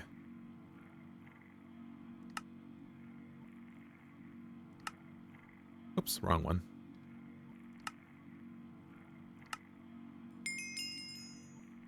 Fill it up. Also, I did not claim this one.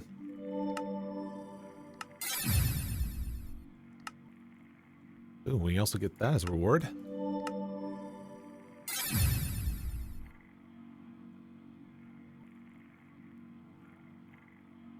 All right, guys. This is looking mighty promising right now. I'm liking this here.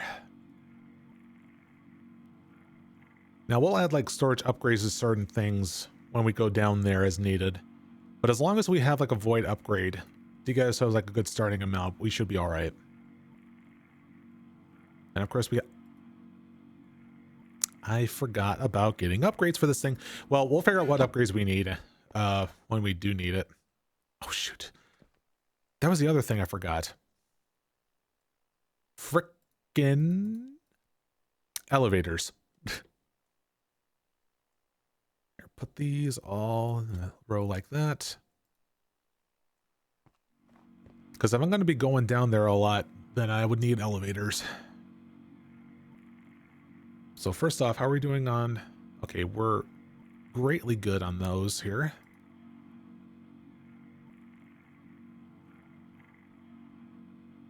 The hell?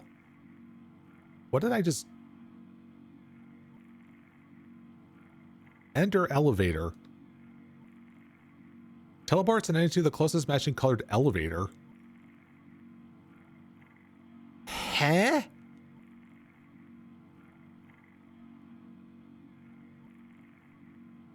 That's mighty odd, but okay. All right, hold on a second here. Let me, take these out. and that ender block as well. Because those need to be in a compacting drawer. If that's going to be a regular part of my system. There you go. And of course, gotta have matching aesthetics. There you go.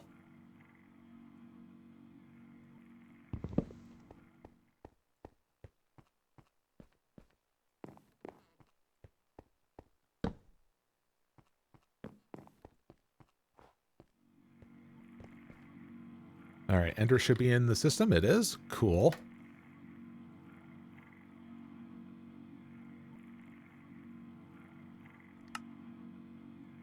Now, I forget, what was the range of those things? Let's see, what's with extra?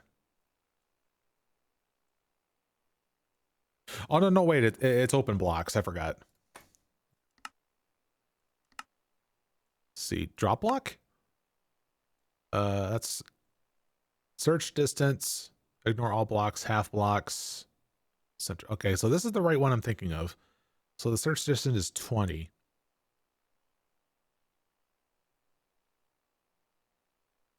Max pass through 4. Okay, so that's the default stuff. So it's 20 blocks. So let's see, the elevator starts goes down to 11. And so for every 20, let's see.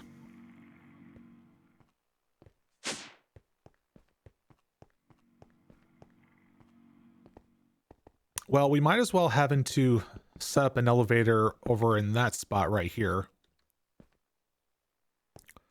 So it's going to require, like, you know, at least 3. So we're up at Y level 88. So let's see, so 88, 68, 48, 28. So we need 6. Hello there, Hyena. I'm doing good. How about you?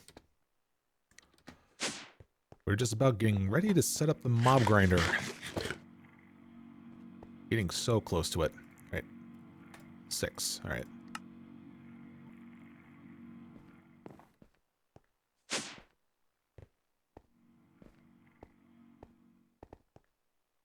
Okay, so we place one.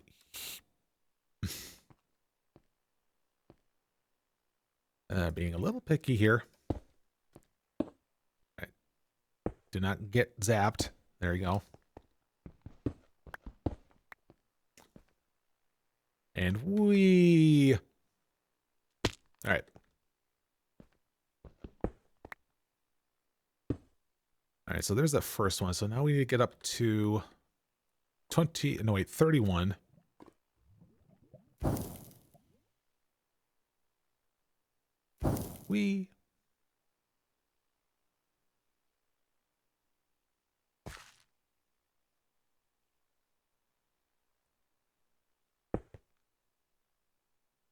Nope, just one more. Damn it. Oh no. Oh god, I put it in the right place. Holy shit. Can extra utilities to transfer energy in any way? Yes, it can. I'm assuming you're playing the same pack as I am. All right, so let's try to fly up without zapping. There we go. So I'll go ahead and show you. So yeah, there's a transfer node that you can make.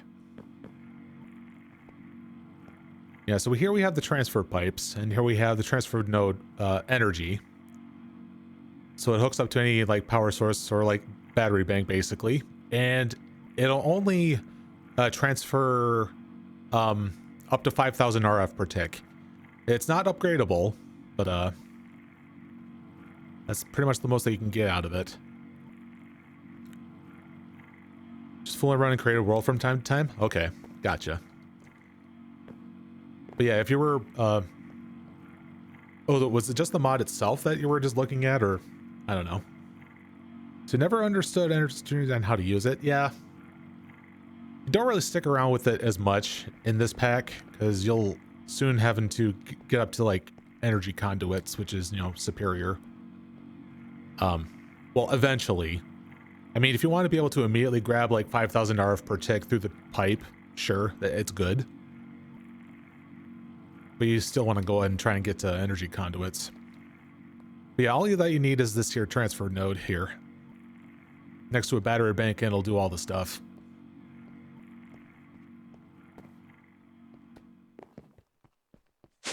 All right. Let's get back to the elevator. Wait, was it? Okay, it takes pickaxe. Okay.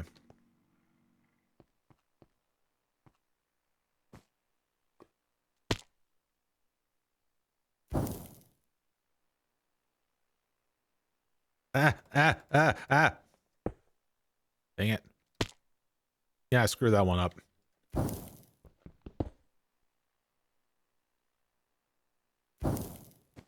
Yeah, trying to place it as I'm falling is like more difficult.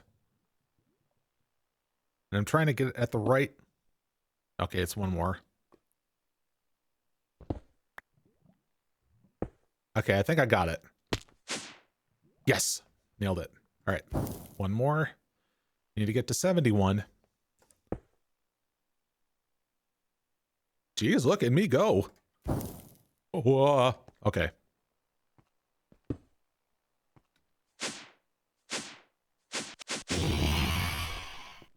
Jesus.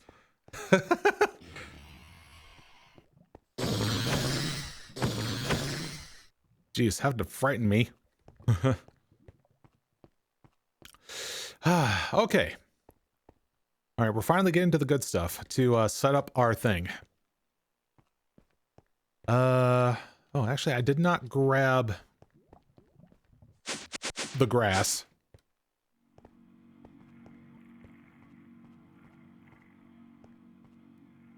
At the moment, I happen to mining a super flat world to see what it generates. Okay.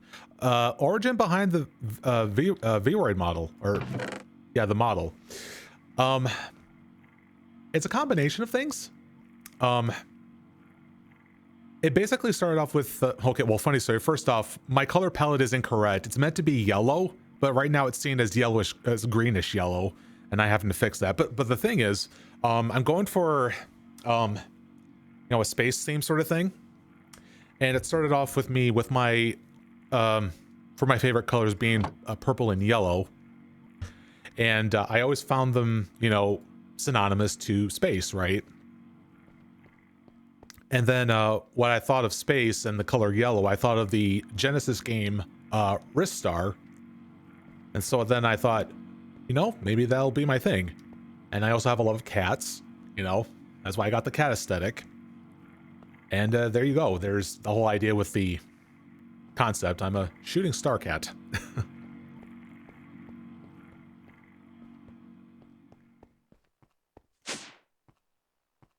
And currently right now, it's like my second rendition of the model. And even then there still needs to be work. I kind of already set up kind of like a reference document to send it to a commissioner so I can get like, you know, a proper reference work for a more proper model. Consider me still like in the pre-debut stage, because like I'm still like doing all this very, you know, self-produced sort of thing. Hang on. So I was getting a little bit warm. But yeah. And yeah, I've been liking this ever since. Doing the VTubing thing. Because I always just found it empty that I'm not really able to figure out ways to like express myself in without like some sort of cam, right? Because I don't really feel comfortable having to use face cam, right? So it's definitely part of the reason as to like I'm VTubing.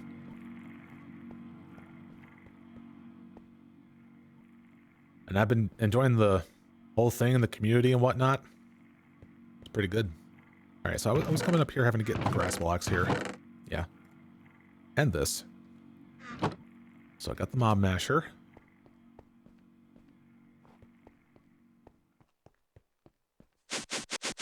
All right, so I won't worry about having to get the AU2 system down here to hook up to the thing here yet. That'll definitely be for later. So right now I just want to get an idea of like how big I want this to be and how much space it should occupy.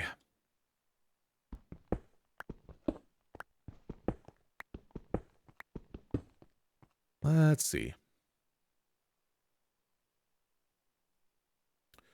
Was your playtime of life in the Sega Genesis time? What do you mean by that? Are you talking about like what I spend the most time of playing video games with? Well, Genesis was definitely one of them, but I also was a Nintendo kid. I was fortunate enough to own both of those consoles, back then. I wonder if I want to go and do like 7x7 here, or maybe that might be too big.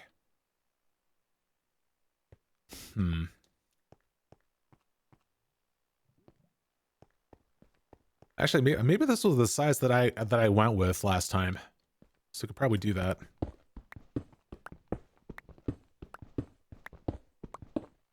But yeah, like I went through like a multitude of consoles.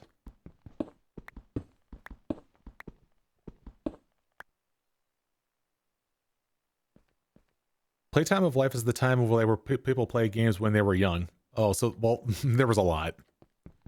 But mainly as a Nintendo kid, it was something that I enjoyed. I just happened to be fortunate that Genesis was part of the library as well. So I have played like the, you know, the NES, SNES, Genesis, N64, GameCube.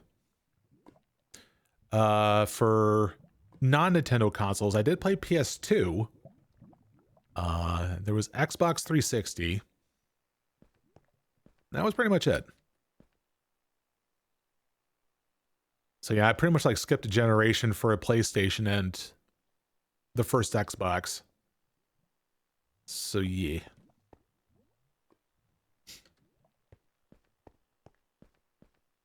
Okay, let's...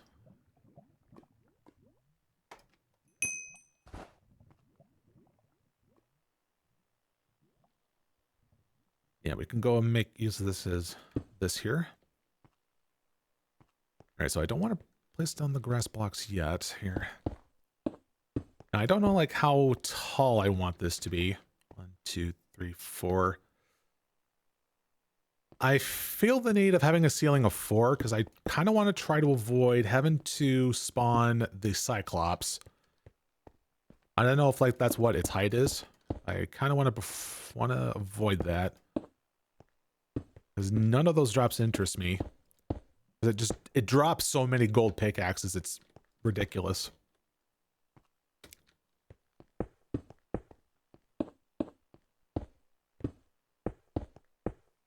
Oh, overshot that.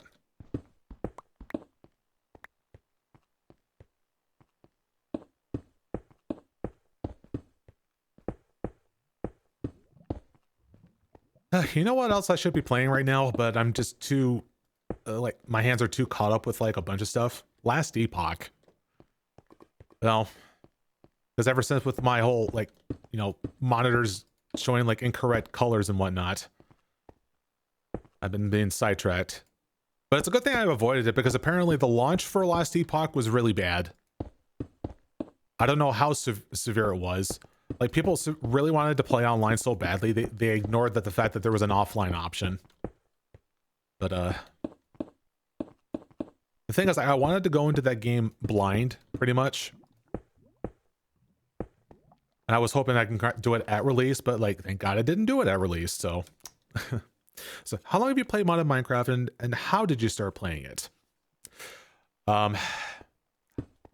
How I started, well, let's answer the second one. So how I started playing it, I think it was just out of boredom of being, you know, so used to the whole, you know, vanilla experience. It was getting to that point of been there, done that, and it was back at, I think 1.1. I think it was 1.1 is when I started discovering mods. And, you know, for a while, when it comes to the vanilla experience, I was just mainly playing with friends, but they were kind of, you know, starting to taper off from the vanilla experience, but I didn't want to get away from that, so I discovered mods. The first ones being, like, Industrial Craft 2 and Buildcraft, and some other miscellaneous stuff. And I've experimented since then with, like, different combination of things, discovered other new tech stuff like, like thermal expansion. Some of the more like adventure things such as like the Aether and Twilight Forest and Divine RPG. Actually, I'm not fond of Divine RPG, I'll be honest. Because it's a bit, I don't know. Yeah, I think we can go about having to place this down now. Because we're kind of solidified on the idea. But yeah. So yeah, if I had a reference date to, like, let's see, if it was 1.1, that version came out in 2012, I think. So my first dip into modded was back then. And that was like my main preference of playing Minecraft to this day, pretty much. Kind of a cruel thing to think about it, but having to play Minecraft with mods is kind of like putting the game on life support. I don't know if you feel it that way, but I think it was like that back then. But I think now at this point, the modding community has made a lot of mods so refined. We now have like good theming with like mod packs, like the case of Divine Journey 2, right?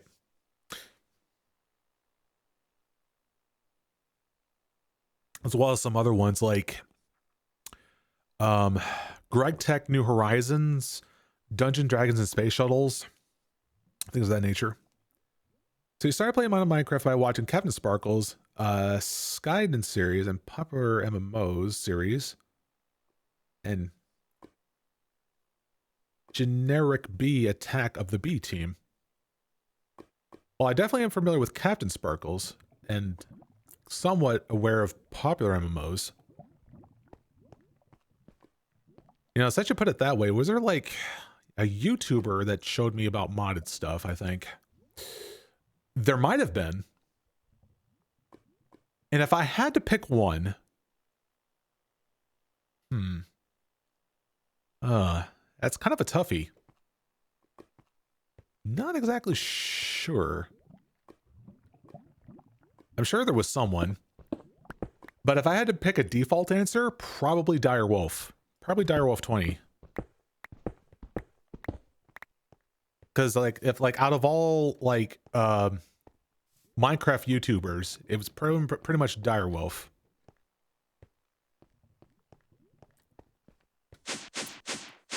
Because several of his series showed a bunch of mods that he puts in in his own packs or whatever mod packs that he plays, and he does go through step by step how mods work as he goes along, and that's what maybe understood most of the things, right? More JJ2? Nice. Yes, very nice. It is very nice. Didn't know about Direwolf until somewhere between 2017 and 2018. That sounds about right for me as well. That's where I seem to have came across this stuff, maybe. I wish I could pinpoint the... Oh, wait, no. Hold on. I think... No, wait. I think it was 2014 is when I found Direwolf. Sounds about right. All right, so I came back up here because I realized I needed to get that special type of glass. It allows me to walk right through it and such. And it was this stuff here.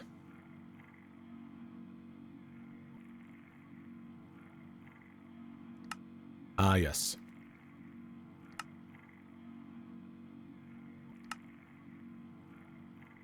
Ah, that type of glass.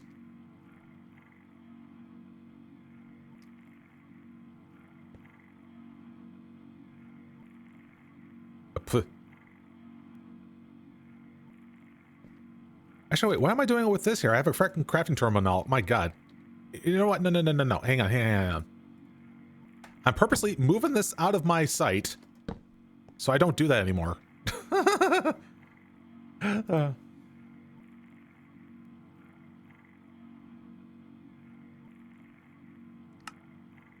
There we go.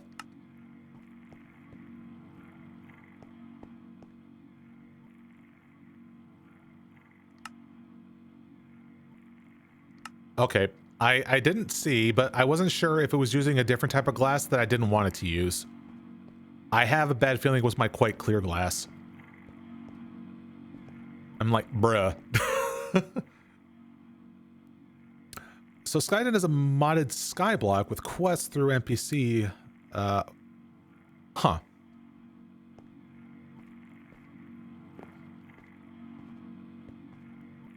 So quest through NPC, and it's skyblock. So like, how do we come across like the NPCs then?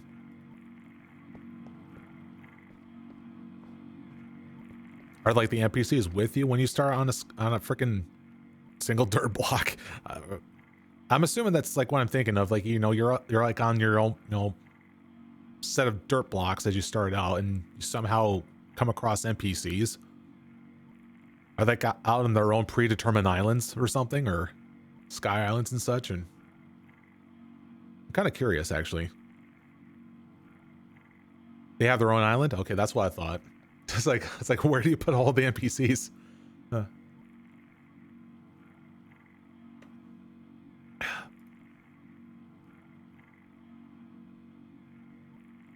right, so anyways, so we have the thickened glass. And we also need the... Okay, we need to make them darken. That's the thing.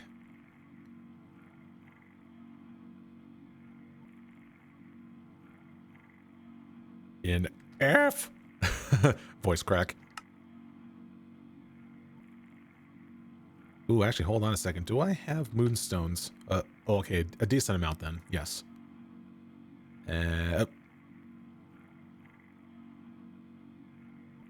Oh.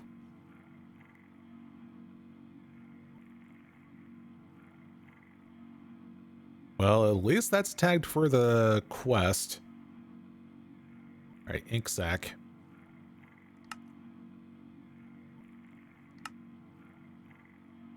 Well, I actually do have black dye. Yeah.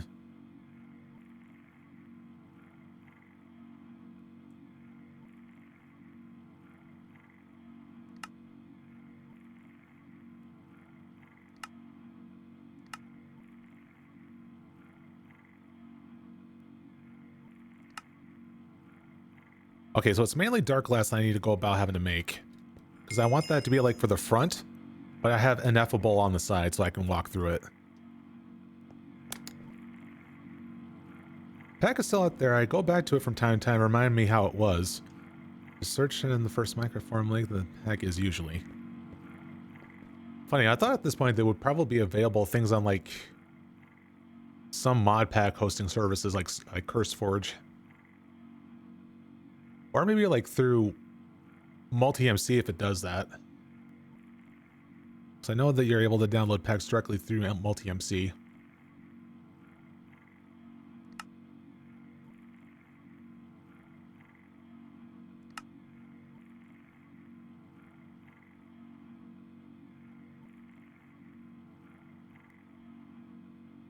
Let's see, how big was the thing down there? I think it was like 3 blocks up and 5 across. So 15. And 2, I think we can just keep it at that for this here. All right. Whoopsie daisy. I'm losing sense of direction.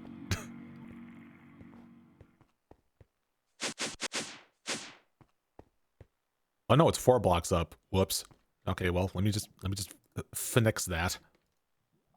Not fix, finix.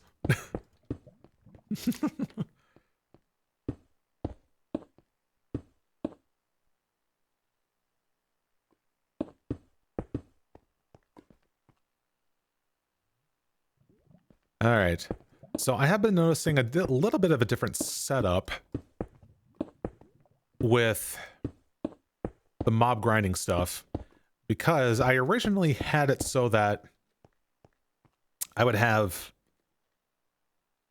the mob masher sitting here in the center, right? But instead, I've been seeing it being just shoved into the corner this time, which I think that might be a better design. It could actually work out better. It's older than CurseForge and came out when the mod pack was put on this Minecraft Planet or Minecraft forums. Ah, that old. Oh, you think it would? You think that they would, you know, host it on CurseForge still, anyways, right? But, huh? I wasn't sure like how some people cared about like no legacy mod packs in that case. Oh god, I'm reminded of like how having to set up like mods back then was a pain in the ass because it wasn't as easy as like where it is now. Because back then there was things such as like item IDs that was done by number, and if there was a mod to block that shared the same ID number, it wouldn't work. But now it does ID by name, which is a lot better. So.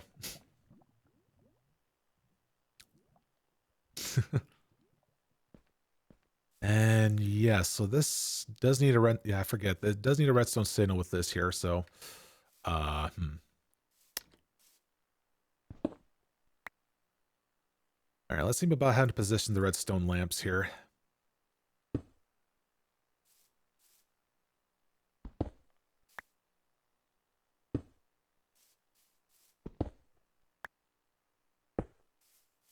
All right, so I'm glad we are able to get to this point of setting up the mob farm. I'm glad that I'm able to get to the point of getting to a goal I set out to do. Do you ever go back to an old pack for nostalgia of Minecraft? Honestly, I don't recall the last time I have. And the problem is if I would want to, it's going to be a pain in the ass to set up. Like trying to find all the right versions of like mods that I have and whatnot. I actually might have one thing, like one folder, like has like all the mods for like one world that I have. Actually, maybe two. You know, it's kind of hard to pinpoint what it is, but oh, actually, hang on a second. Can this be done directly behind the wall? Yes. Okay. This will probably work out a bit better. Nostalgia's fun. It really is. I mean, the best part of like, you know, the Minecraft nostalgia, since we were talking about it, really is with multiplayer. You know, I mean, sure, there was a point where like I was enjoying myself just fine with playing vanilla, but then when it got to playing with other people, it was crack. The best part of it I remember was back in beta 1.6.5. It's very hyper specific because a friend of mine went about hosting up a server for a bunch of us to play on, and he streamed it at that time as well.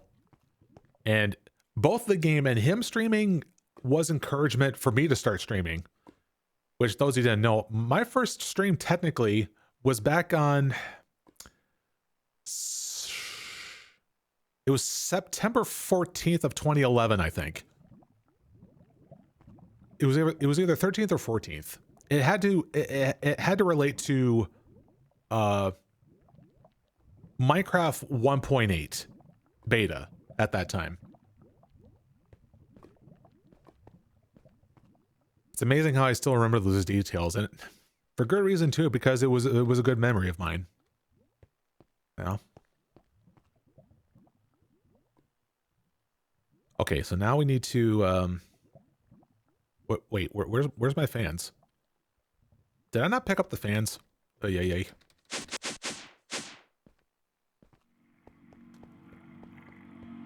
You know, I like how when I'm going through those freaking elevators, it's like in the direct path of it is those wires. I'm surprised I wasn't shocked by any of them. Yeah, I've streamed for a long time. But I was only doing it in a very casual way and not really taking it seriously. I am more so now because I definitely wanted to like get to something, right? But really, you should have seen me the way I was back then when, you know, I sounded annoying, tired, you know, sounded very airy, like, you know, that sort of thing. You know, it's interesting to look back at it, like, you know, where you were to where you are now, right? I'm sure. But yeah, like I have streamed for a while and it was mainly like kind of like on and off at points.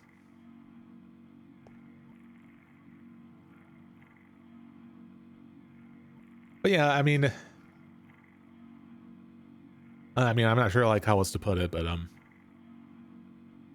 if I guess I want to put that as an example of like, you know, worst case luck for someone having to like make it somewhere, it's me.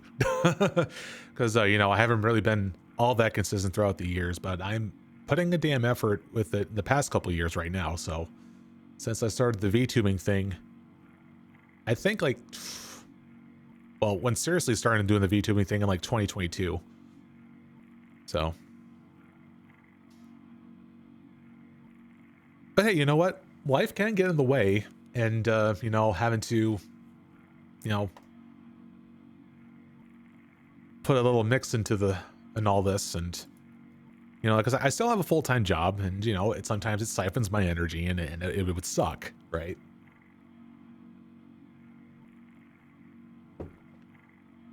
Perhaps like one day you would have like a bad day at work, and then all of a sudden, like, you know, you wouldn't have like, you wouldn't want to having to like transfer that bad energy to viewers, because like they're like doing the same thing as you are, trying to escape, you know, the humdrums of life and whatnot.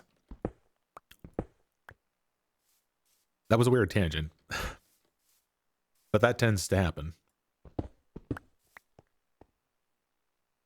All right, so let's see. Does the fan point this way? Okay, it does. Show area. Okay. So I would need to have 3 upgrades to this.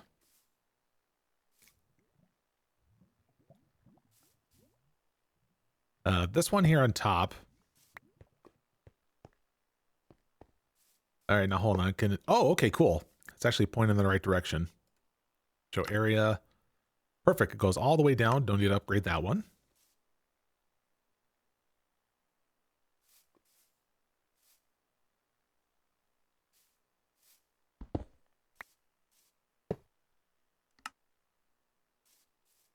All right, so yeah, directly here in the center is what we wanted to do. And we have to extend them. Yeah, extend its reach out 3 times and its width. Actually, maybe we need to increase the height as well, just to be sure.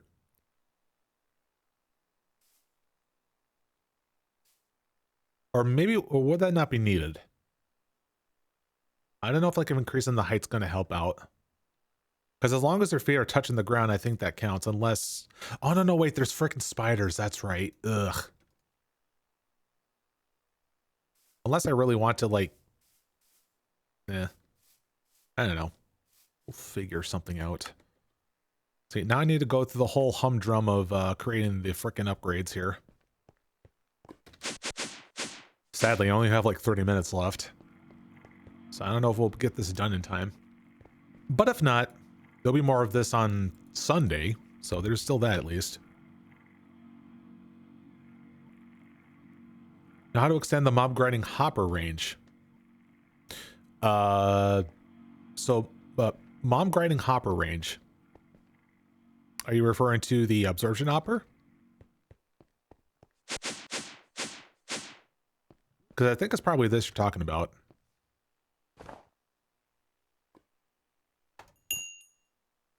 Yeah? Well, see, by default, it's a 7x7.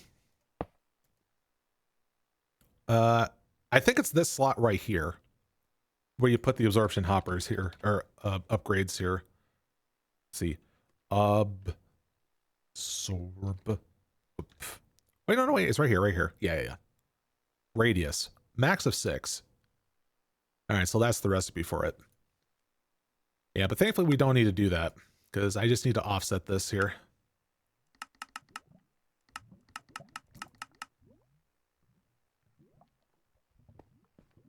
All right, I think... wait, I think it needs to do it one more. Uh-oh. Actually, I think this is... Well, No, probably not. If I'm gonna be that stingy about it, I'll probably like place it like right down here, you know.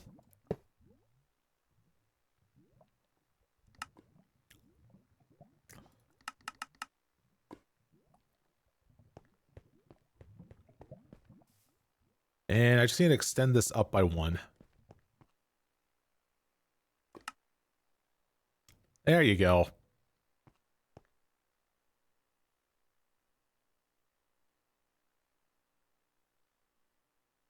If you're stuck in a pack, where do you look up for help to getting unstuck?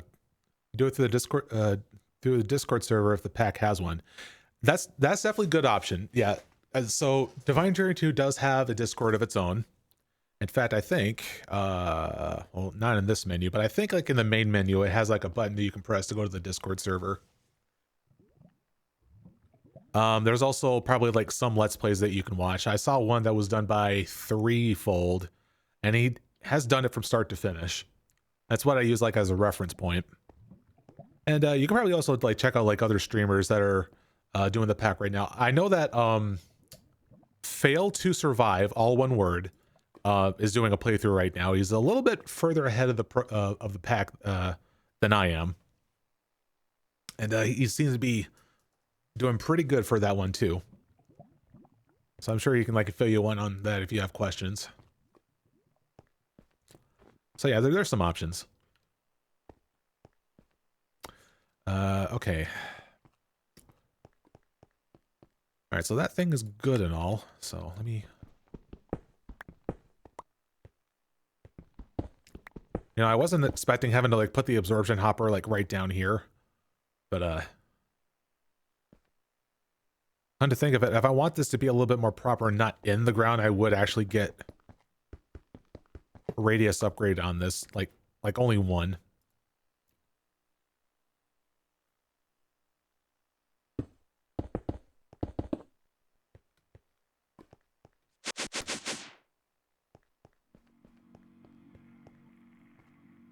Refer to Threefold videos many times. So yeah, that's what I definitely did myself. I don't know, like I'm the type of guy that like if I'm stuck at a place for too long, I will seek out help, right? But there's like some people that do enjoy the you know, the whole puzzle aspect of it all, where you know they want to try to solve the problems for themselves, and then like having to search up like, you know, some video or image or anything like that would like ruin the puzzle. Like I don't know how anyone feels about that. I personally felt that way when it came to Factorio, and it almost kind of ruined my experience with it, with trying to do it completely blind. And it's like, I'm a very impatient guy. It's like, oh, look at the time. I don't know.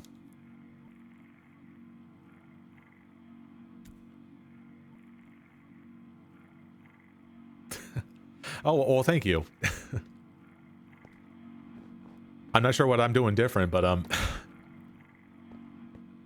mean, there's nothing wrong with like his stream as well. Like he's very laid back, and he's definitely more like family friendly because he doesn't swear. And I noticed that actually. Liquid absorber.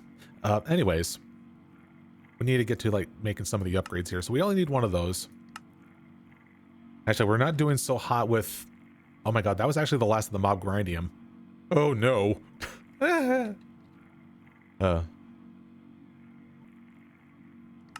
so what was it? Okay, gunpowder, demon lord.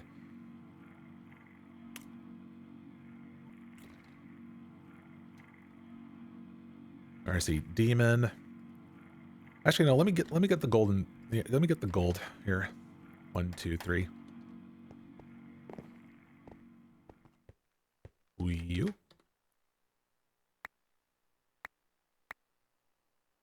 I love this like glass trick. I'm able to drop it directly on it, but it won't burn. It's just in enough range for it to turn into demon metal. So I actually use like a precision hopper, put it directly below it, on top of it, and it won't burn. I love it. Oh, forgot this was here. So there's some of that Endurium ingots here. Anyways, I'm blown away by life. Let you buy a new computer. FPS and data went from. Okay, I'm very curious. Yeah, I'm very curious about the specs.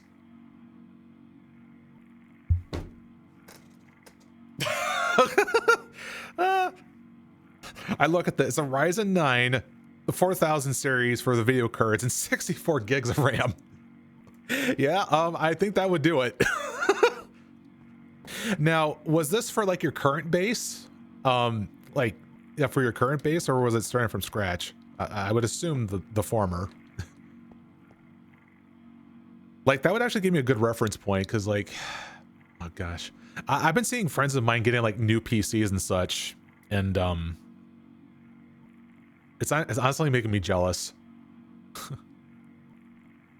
Old one was a first gen Ryzen, 8 gigs of RAM, and oh my god, oof, same base. And interesting, because like as a reference point for me right now, it looks like I'm tuned between 40 and 70 right now, but this is like up to chapter 10 right now, and that's with the chunk radius being 12 chunks right now. When I was streaming this during my first playthrough, I think like 1.5 years ago, it got to the point where I had to decrease my chunk radius to like maybe half, maybe 9, and because trying to stream this and trying to play this at the same time has been obnoxious. So okay, so we need aerogel and tough fabric. All right, we still need to try to get our hands on this here.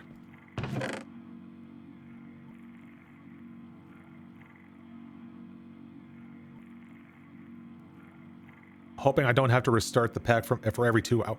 Oh, really? That was an issue? Oof. Like, so it just randomly crashing? Actually, that was the main reason. Well, not a main reason, but definitely a big reason as to why I restarted my playthrough, was because of my first playthrough went through many iterations of like updates that it was causing like some crashes here and there, and it kind of involved immersive engineering in some way. I forgot exactly what it was and how I don't know how I kept recreating it, but whenever it crashes, it sometimes involves immersive engineering. And I'm pretty damn sure, and I was really careful. I know it's not a multi-block issue because I checked that. I checked for that. So I don't know. It's odd.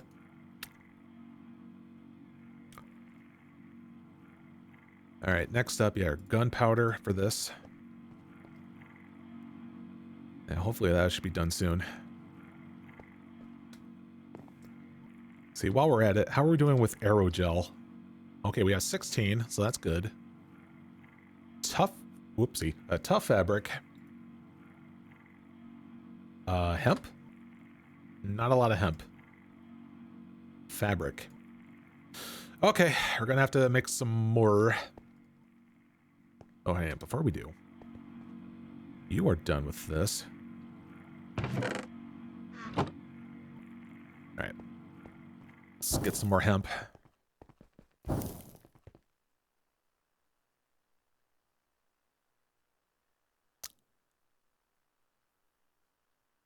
So summer pacing I have at the moment with tiny differences. 2 gram set of 8.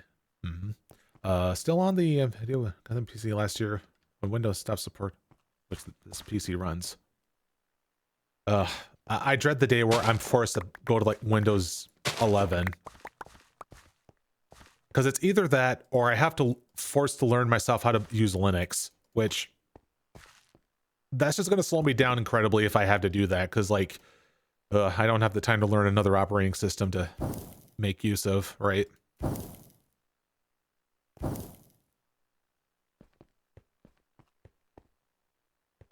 And Linux immediately first came to mind because I have a friend that's like, he hates Windows with a passion and always does things with, Linux all the time. Streams with Linux, does his job with Linux, that whole shabam. Anyways, has a long-standing bug with the workbench. blueprint in it. When you're done using the workbench, you should break it and put it in a chest. There's a rendering issue that could crash the pack. Oh, well, in that... Whoa. Well, in that case, goodbye. Oh, not that one.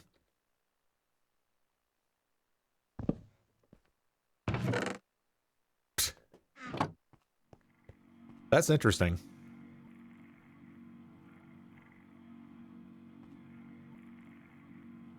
Well, that is now no longer a thing.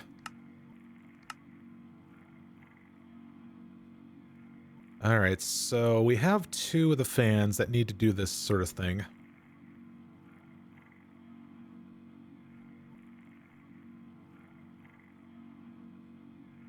Actually, I think the upper fan, I think I'll probably give them like a width and a height of just 1. Just to take into account the big, like, mobs. So this would bring a total of like 7 of this and 7 of that. Right now it just needs this here.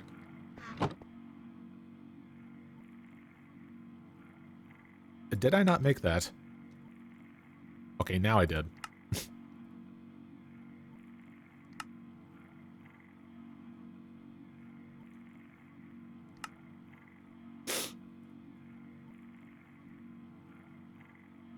Oh, no, wait, I was looking at the wrong one. No, it's distance that I need. Okay, so 7 of the... Wait, no, wait. We need... Okay, 1 of these. Oh, hold on. We only want 1 of these. Just for the... Oh my god.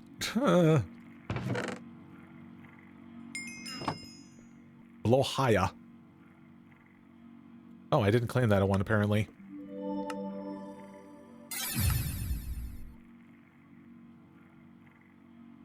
Give me those ones. And that one again. Water. Water? Okay, water.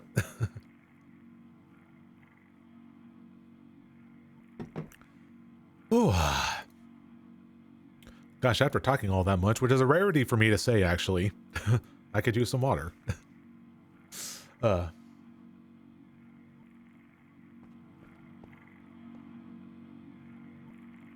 I do hope that, like, when it comes to, like, my future endeavors with streams and whatnot, that, talking becomes a more consistent thing, because that's always been, like, a very, you know, like, noticeable weak point, to be honest.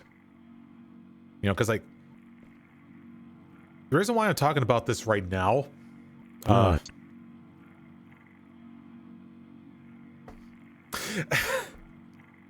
I can't follow up on that now. Thank you.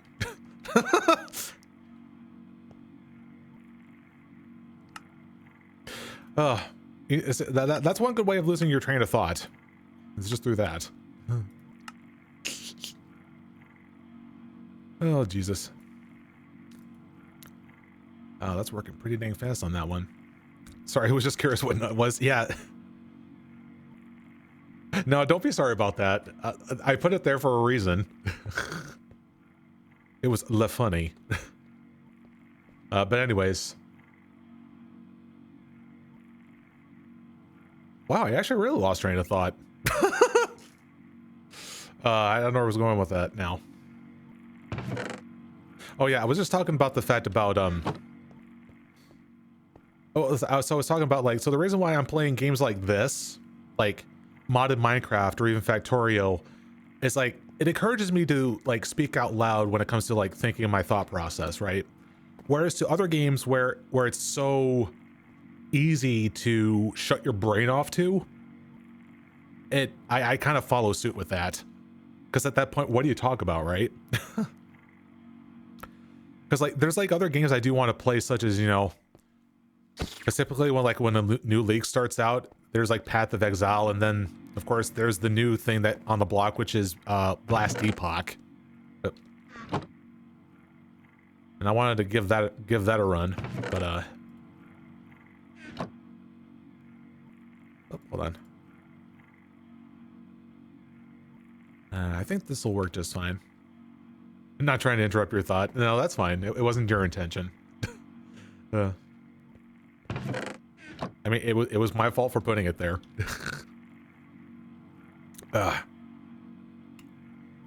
Final Fantasy or Kingdom Hearts games? Definitely Kingdom Hearts. I have played, let's see, I played 1 and 2, Chain of Memories, and a little bit of the 358 over 2 days. And that's pretty much it. Actually, the latter, I've only played like, I think like only like 2 hours, and I just like kind of fell off on that because of, I don't know. I probably didn't really was like fond of the controls like on the DS, so for a game like that, so. And yeah, I did stomach my way through Chain of Memories. That was and it was on the original GBA, so would you ever stream either of those games? Sure, I could. Really all depends on everybody else and what they think. That's the thing. It's like if you see here's the tough thing about having to like grow a stream is that if more people come to your stream for one game over another, you would feel inclined having to stream more of that game just to have a more consistent you know, viewer base and shit like that. But it's tough because my goal above everything, I do like to do variety, right? You know, because like I don't think it makes any sense for anybody to stay put in one game unless they're really autistic. I'm sorry, that was a mean joke, but that's the thing, right? You know, like if you're very known for one thing, you know, people want to see more of it. But, you know, eventually you'll get to the point where things, you know, get stale and you would have to try something else. I have a friend of mine that's in that position right now. He knows that he's going to burn out on a particular game, and if he doesn't have a plan for it, it's going to go, you know. I watch a person who streams what they want when they want. I guess it really all depends on like what, you know, like what their following is like. So I'm not sure like how notable it is, but I think so far for my thing right now is that I'm taking a balance of. There was this one quote by this one musician, I forgot his name, but I remember him stating that like when it comes to like him creating music, he struck a balance of like, you know, like he was like one for me, one for them, that sort of thing, right? And I'm kind of trying to achieve that where I'm doing, you know, kind of like a majority of like this, for example, and well as like a playthrough of another game, right? Because I recently completed games such as Chapter 2 of Deltarune and Mario RPG, so been kind of doing that on my other days. So, and to be honest, you know, typically my regular viewership doesn't show up on those streams, and I can't blame them for it because they probably were here for the game and such. So really, it's up to me. That's why I mentioned earlier about my ability to speak on camera is to, you know, be above all entertaining and have a personality throughout whatever I do, you know, right? That sort of thing. Sadly, a PS3 or 4, I do not have those consoles. So the best I can really do is, I don't know. I can't really recall any games that I've played that, actually, wait, what was it? What was it used with this one? Oh yeah, the lunar reactive thing. That's right. I was trying to get more of the mob grindium. Here, we'll just shove these in here.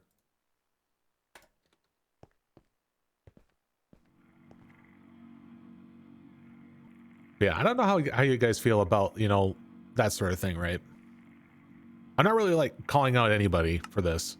Don't worry, it's you know, it's viewing habits, right? You know, people have their favorites and they want to stick with it, right?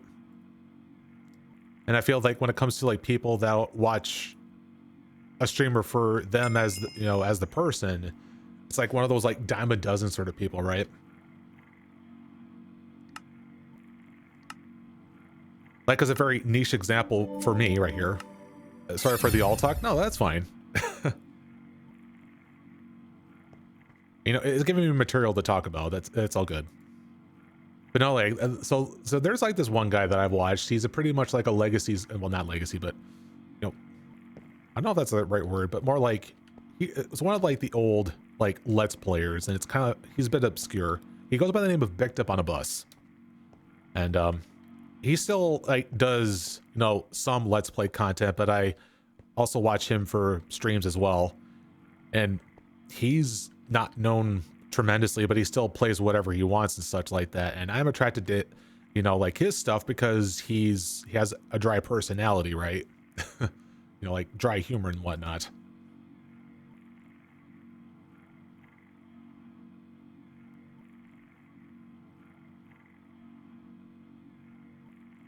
People you watch regularly, I watch them for themselves.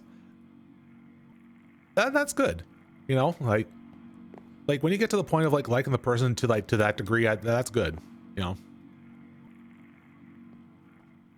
And to be fair, like there has been some people that I go to that I mostly tuned in for because of the games, honestly.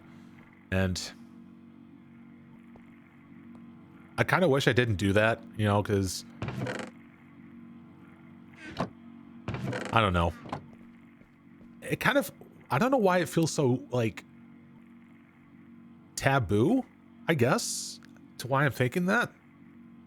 Why I think it's like taboo for like to think like, you know,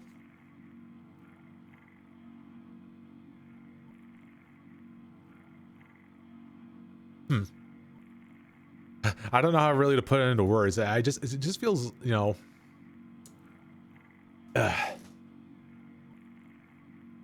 you know, it's like I said, viewing habits are a thing.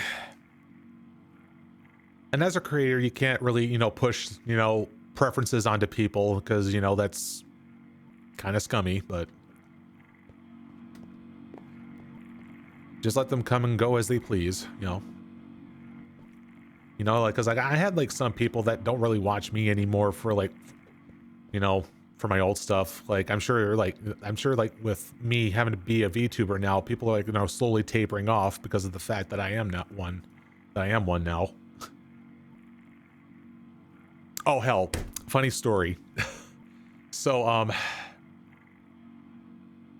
so this friend that I keep referring to, he goes by the name of Mike Latt. He streams a lot of Factorio, and he decided for like one day, so he had like this regular person in his chat who vehemently hates VTubers, right?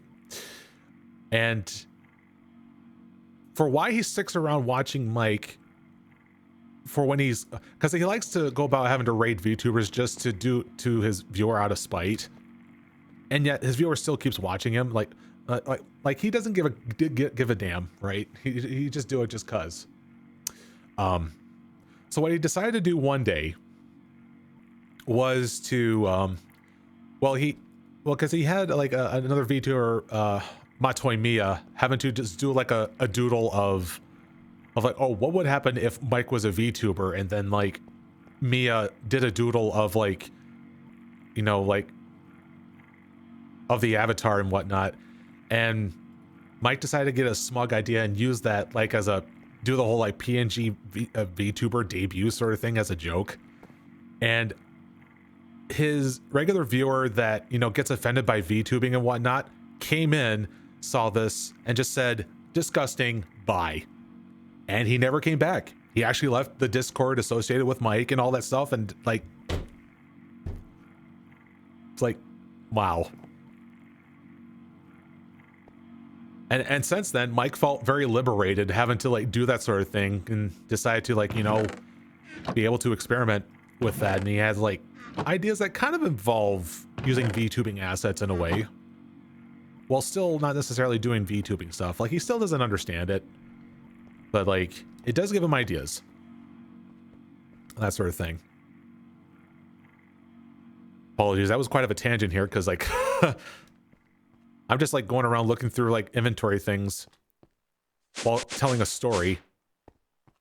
I'm telling you, like when you're doing streaming like this, trying to be efficient while talking, that sort of thing is just not an option.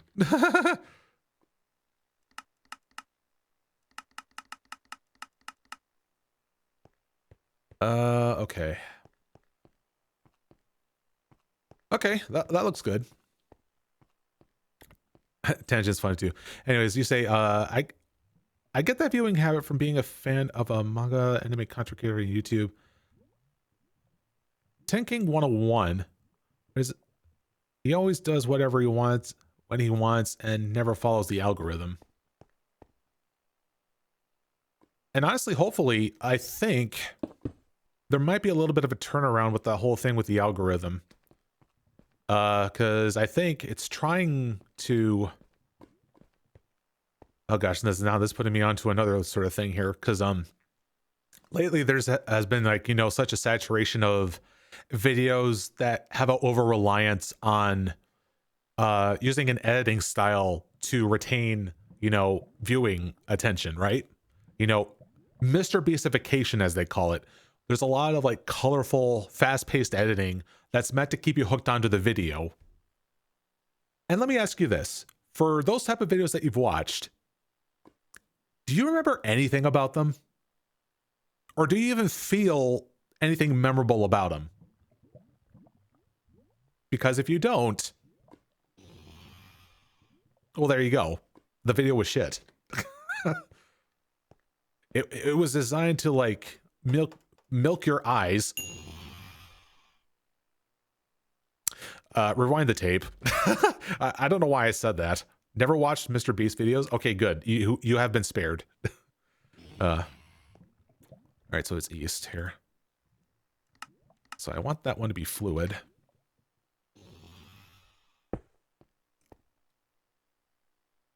Let's see, and west can probably be some type of item. I think. I could probably do that. We'll see. But yeah, anyways. Yeah, I think that'll do just fine here.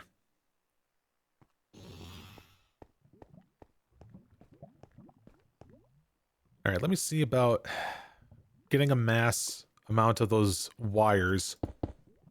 Let's see. Okay. Ooh, actually, hold on a second. I need to somehow having to invert the lamps. Lit redstone lamp. Okay, okay. I just need to do that instead.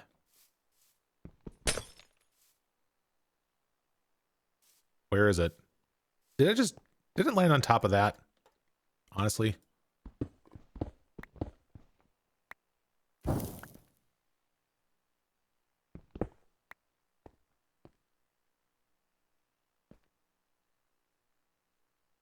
It's a silk touch.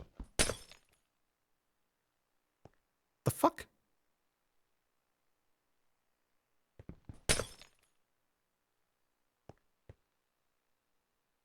It's a silk touch. Oh, wait, no, the absorption hopper is taking it. I was gonna say. Never mind. Anyway, I remember all the Tech Kings 101 videos for some time after, and it was fun for me.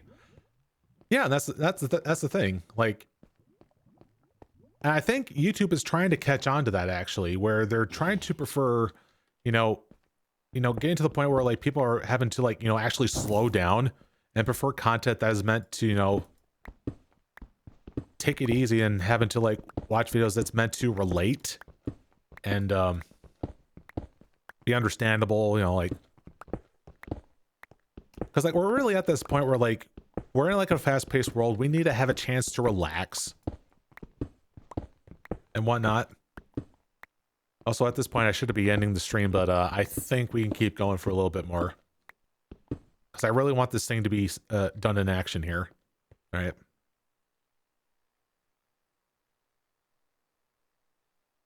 And I want to seal up this hole here. I don't think I have the I'll just use this.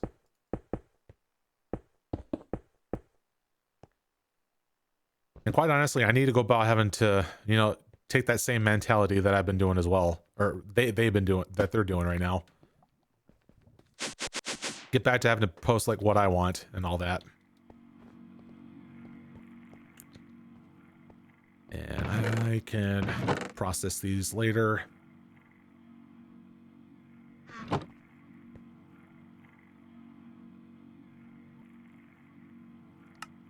2, 3, 4, 5. All right, because we want these to be inverted.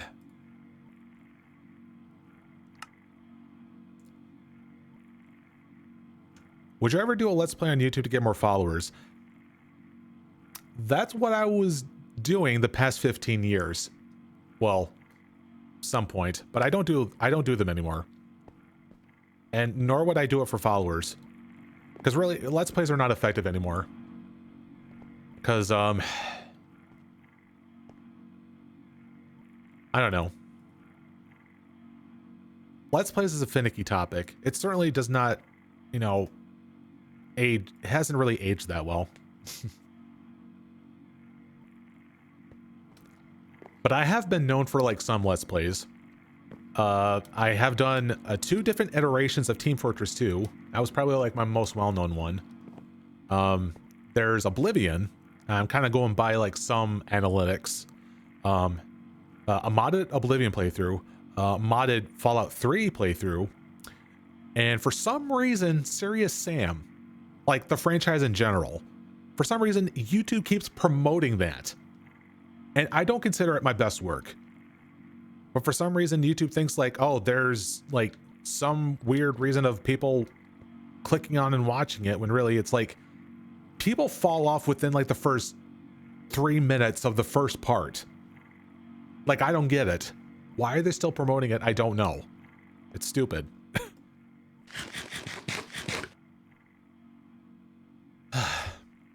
But yeah, I had quite the legacy of like my channel, been doing like Let's Plays for a while, but now what I'm wanting to do now for my main channel, whenever I get around to it, I certainly want to go about posting content whenever I want to, and it has to be content that I'm proud of, right?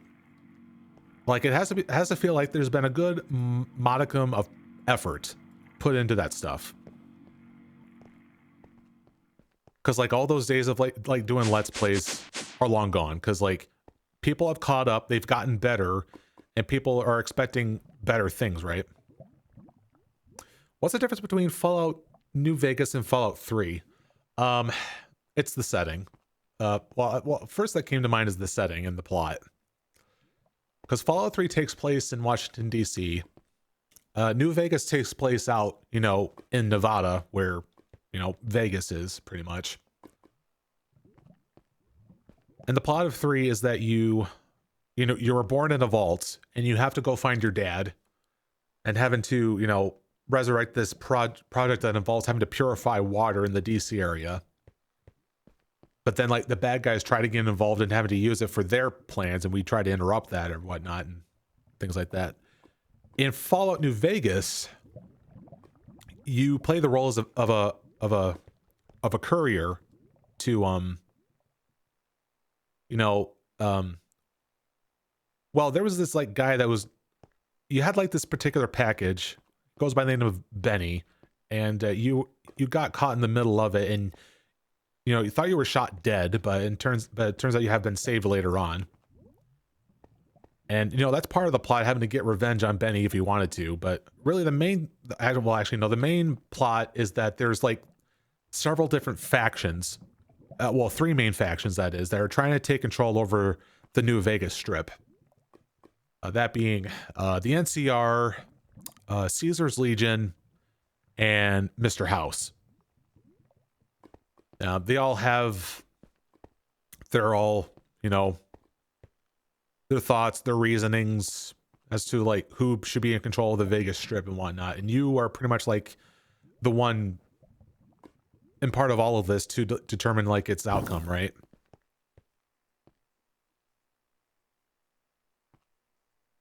And typically people like Fallout New Vegas better because it's more in line with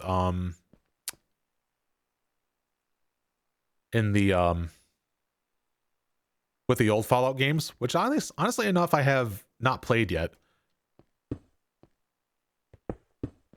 Wait, what the hell? Can this not go on top of that? What the hell? So you're a big fan of Fallout series? Kinda.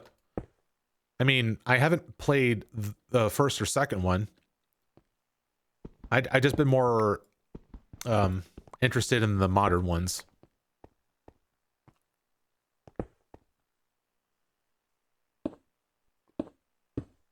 Okay, this is kind of a problem. All right, now question is, if I was to turn that on, would it still turn them off, turn the adjacent ones off? Answer is no. Okay, I think it needs redstone dust.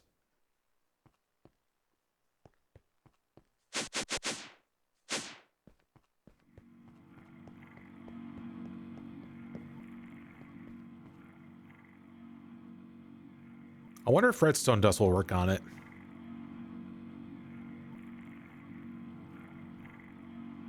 Is there like no cheaper lamp option here? That's an arcane lamp. Okay, lamp minus, wait, minus at Divine Journey. Minus at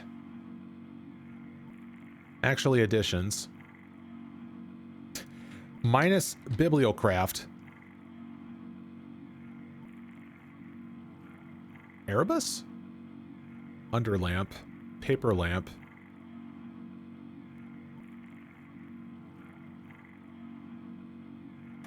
I have no freaking clue. Maybe there's like some other lit device that'll do the thing that I want.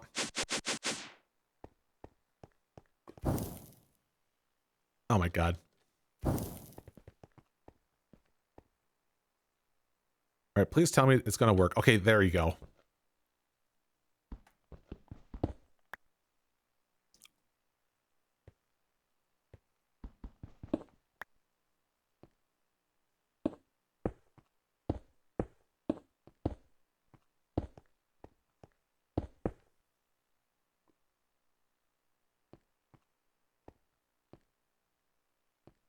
Yeah, I'm not exactly sure why the redstone interaction is like this, you know? Well, hopefully it works. It's really meant to like do the inverse here.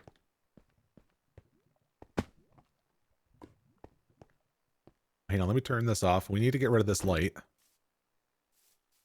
And that. I think we're good. So it should be dark when I turn this off. It's not. Why? I guess it should have been like regular ones then.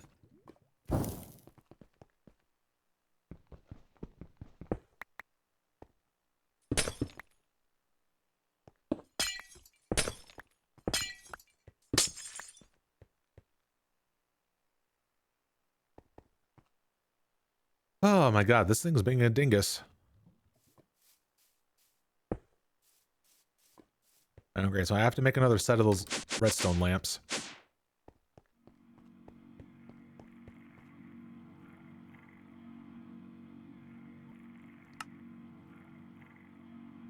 Whoa, paragraph.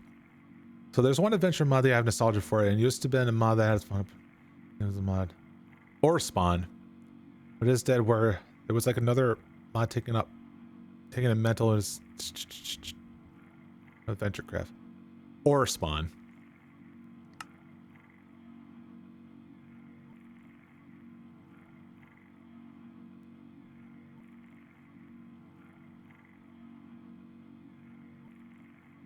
So Orspawn, what, that sounds familiar.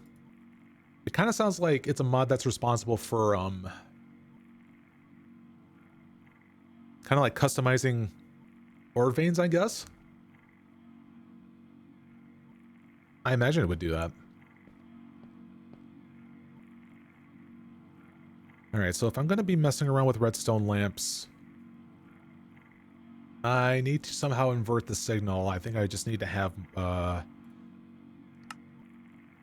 probably need to have like, well, oh god damn it. Damn it. I accidentally made a stack. Ugh. Spawn had many creators from fiction in it.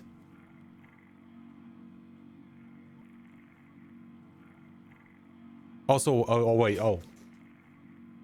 So you mean to say like there, like it adds like different like ores from like other fiction? Like I would imagine probably like RuneScape, for example, with like Mithril or Adamantite or Runite. Like something along those lines? Oh, you meant to say creatures. Sorry.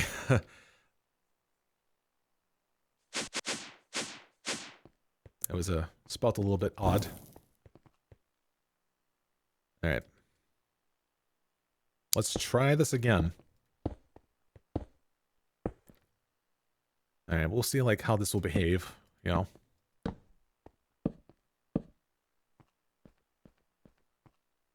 Now, is this lit? Okay, for some reason it's not. Why?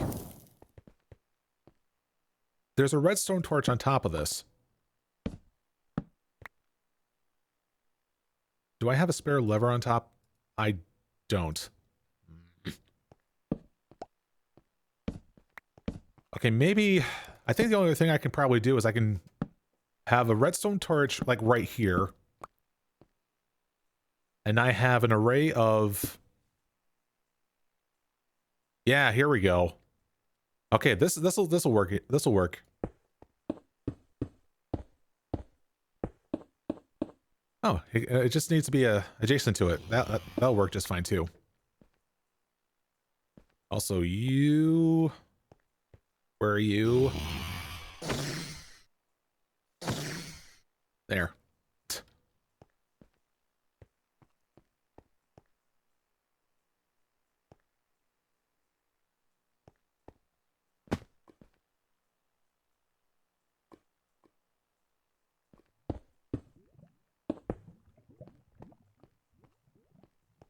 Wait, actually, hold on. If I'm gonna have a thing right here, there needs to be a block in the way, I think.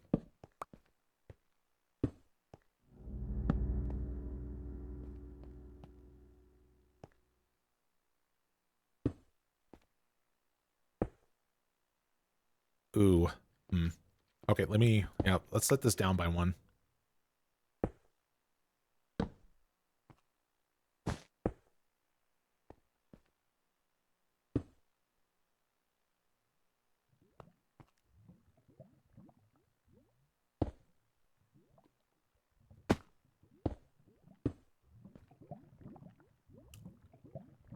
Yes!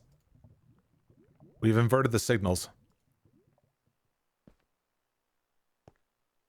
All right, now first off, let me remove this so I don't die. Oh. Because I want to make sure that the fan's blowing.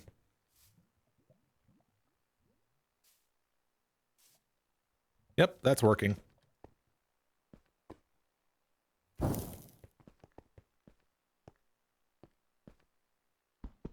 All right, neat. So that is working as intended with that one.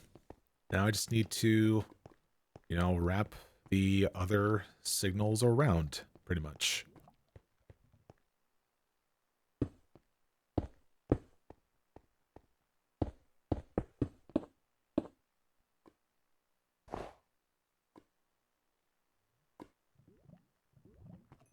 This is going to work nicely. Except I'm going to have to get more of the other... Oh, shoot. Okay, well... I was going to put it up here, but then I realized, oh yeah, the signal's inverted all the way up there. We shouldn't do that.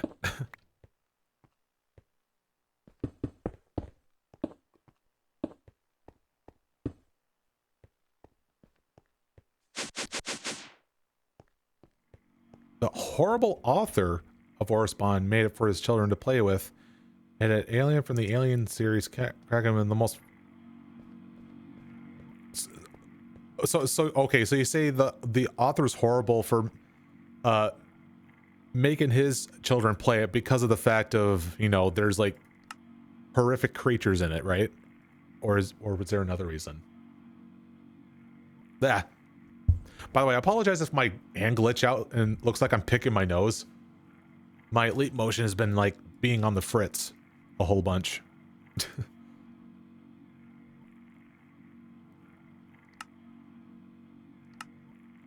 You know, it's a thing.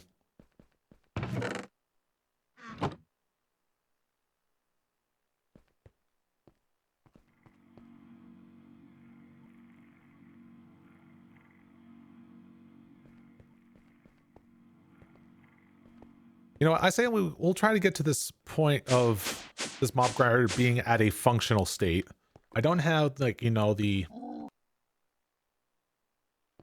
Where are you?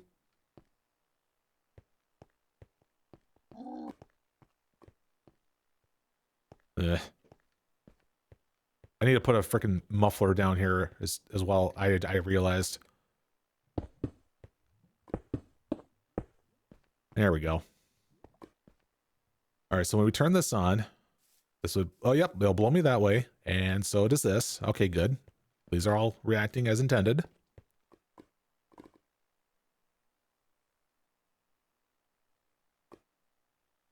The author is horrible because how he treated coders if they are doing anything involving making their own mod based on or spawn. Oh.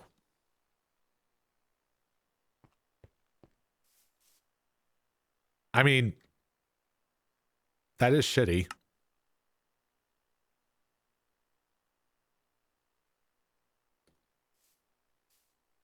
Okay, we do need to extend that out like this as well. Actually, it's a bit more than intended, but I think having to overcompensate is a good thing.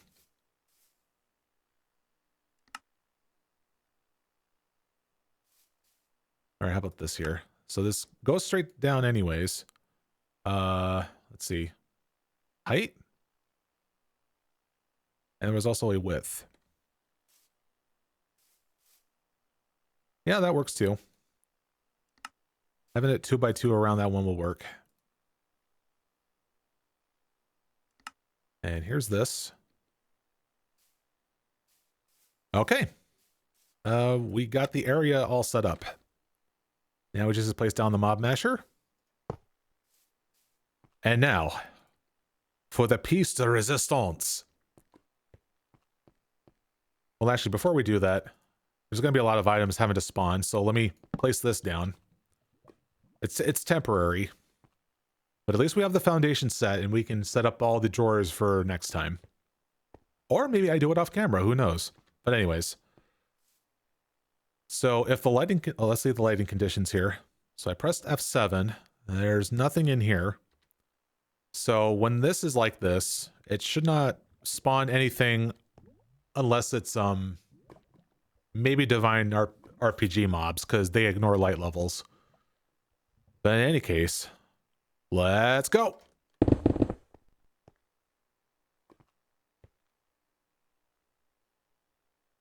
Okay, let's turn it on.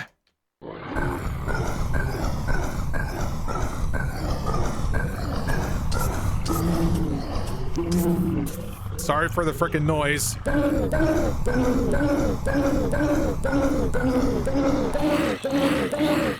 Oof. Okay, that's enough. Oh. Oh dear. It's the eyes. Oh god, my ears. Guys, save your ears. Just turn it down. For the love of God.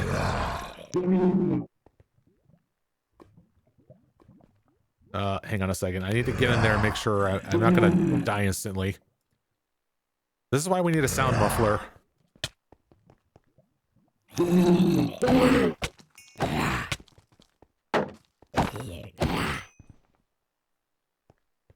Okay, we're all good. Turn down mobs.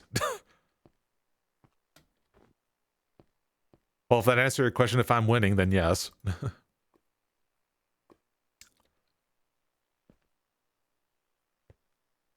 Well, our foundation is set. And also, I was going to call it up. But I think I still want to get like some other extra stuff. First off, the sound muffler. That's a must. All right. And surely we were able to make this, right? Yeah, just needs stone burnt. Actually, can I just make it directly from here? Wait, what's missing? Note block. Wait, what? Excuse me. There are planks in there. Don't give me that crap.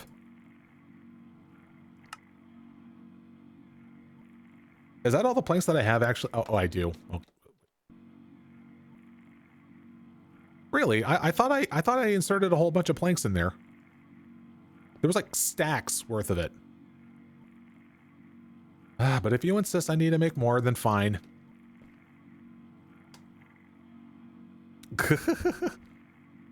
Yeah, that's what I'm doing right now, making the muffler. That I also need to upgrade the need to get like some like damage upgrades for the masher, right? Yeah, here we go.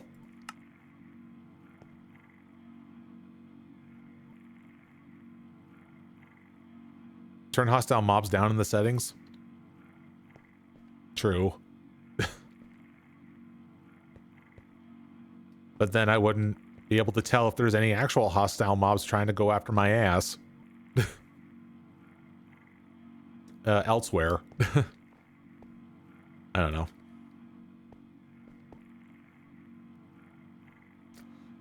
Anyway, so there was damage upgrades that we did do as well. Mob up here. You know, such the case is that... Oh. I see. Max of 10. I see. Oh, a buff. What kind of buff we got? Jump! Hippity hop. Guys, Easter's coming up. Which I realized in Easter, this year's Easter actually lands on a date in March. Like, I'm too used to it being in April, but no, this year's in March, I think. Probably like, I think like the very last day of March. Because it was supposed to be an Easter Sunday, right? Yeah. Yeah, 31st.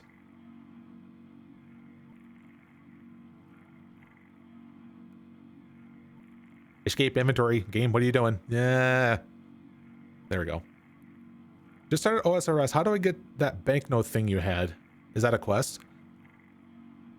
Oh, were you sorry. Were you there when I was doing the streams? That was during the leagues. And that banknote thing that you were referring to was a league exclusive thing. Yeah, being able to like freely note and unnote stuff. So yeah. Yeah, that was a league only thing. As much as I want it to be overpowered and whatnot, it's not a thing outside of that.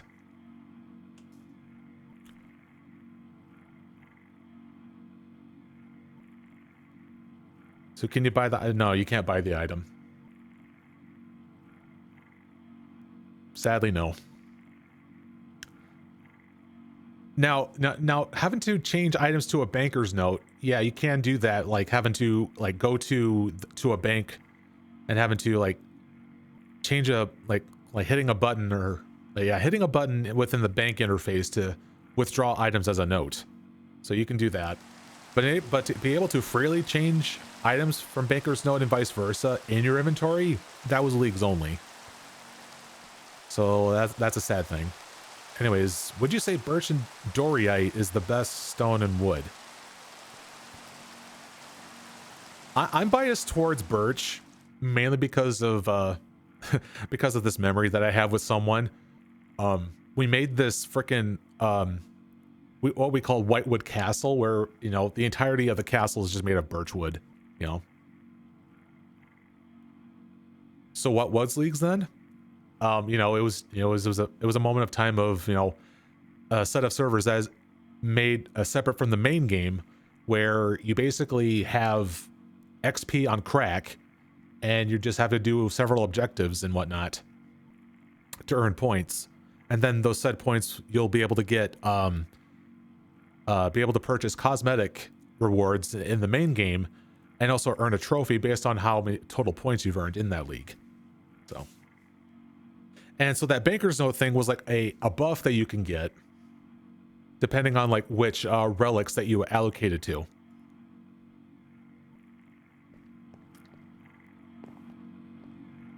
But yeah, if you wanted to go about, you know, checking out the whole thing, I apparently still had those in there. Okay, I was gonna say, like, I did have a little bit of a stream series of me going through that. So yeah, the leagues for it has since been done. It was like back in sometime in January that it ended. It was a league that probably like lasted for like a month and a half, I think. So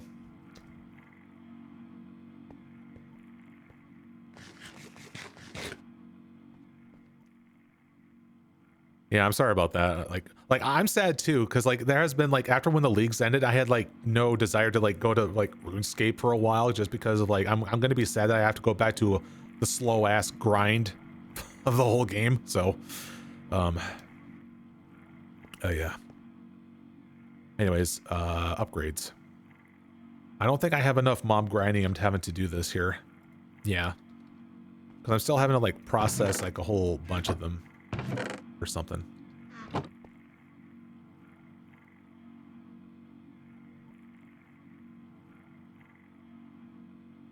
What was the thing to make those? Oh yeah, it was the dust, which now I have a whole bunch of.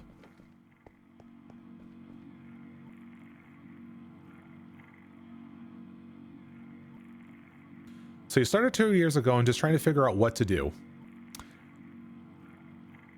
I think there's like a built-in sort of thing for figuring out like what activities to do. Maybe. I forgot what it was called. I think it was like, you know, like some sort of button that you can press within the menus to find like to search for an activity that you can do. But in order but to recommend some sort of starting point on what to do, just focus on quests, and whatever quests you want to do that has a certain requirement, then just focus on having to raise the stats to do those.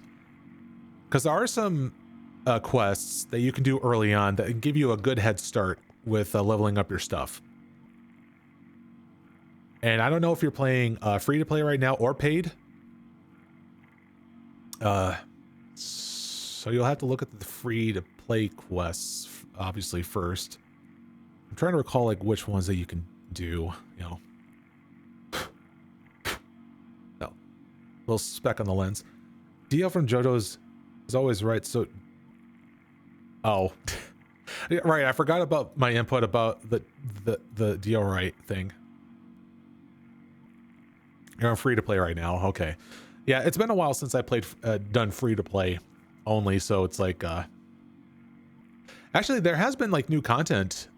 I think that has now been opened for free to play, maybe, which I think is like the Rat King that's in the Varrock sewers. But I don't know if that is that's a thing for free to play to mess with.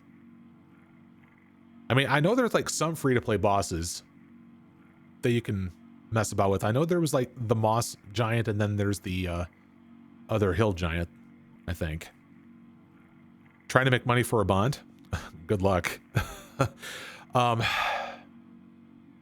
I could probably like recommend taking a look at a video series by Flipping Old School or something. Or if you try to like a YouTube search for like Flipping Old School, I think you'll find his channel. He's very much like centered around like old school RuneScape economic stuff.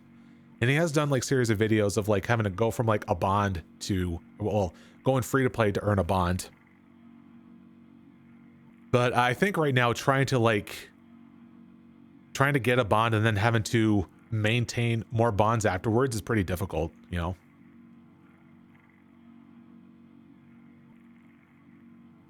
I see a dude using free to play to flip items in a bond. Is that it? That's certainly a method, yes. I think that's probably the more like reliable, quick way to do it. I think. I never flipped at the GE, so I don't know. Anyways, I'm getting off topic. We got like little damage upgrades to do.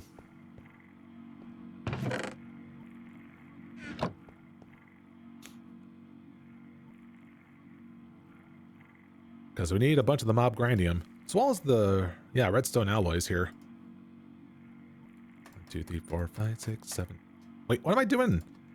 I keep grabbing stuff as if that I'm crafting with a bench right next to me, which I'm not. What is wrong with me?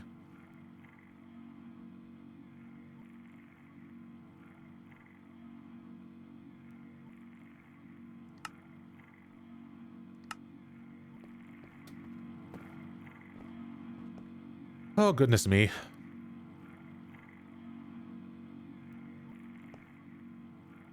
You know, I really wish that, like, I don't have to work tomorrow, because I probably would have been doing this for longer, but...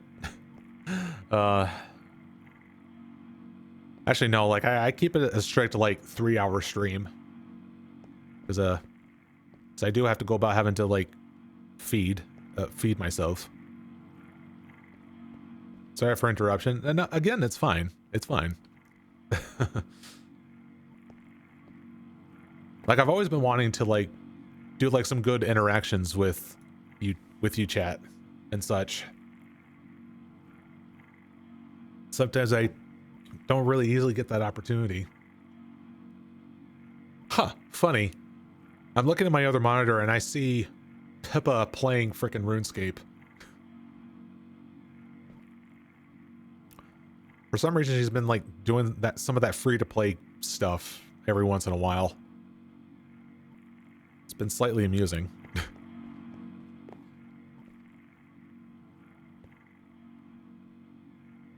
All right, was that all good? Okay, we can now do this.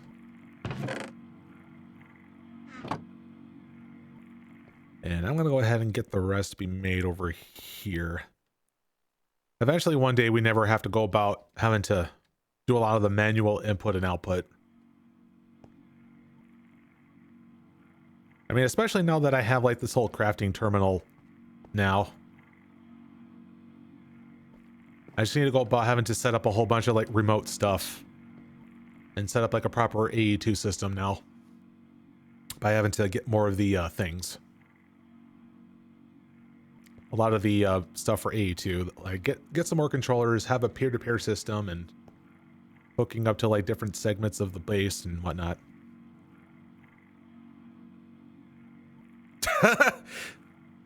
Yeah, trying to finish the thing and then end the stream, but I getting, like, sidetracked by chat. Such is the way of a streamer life, you know.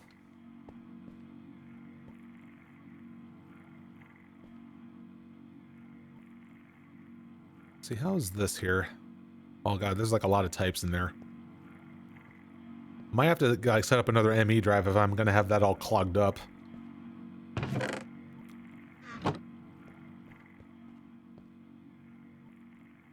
Anyways, we need to be making these here.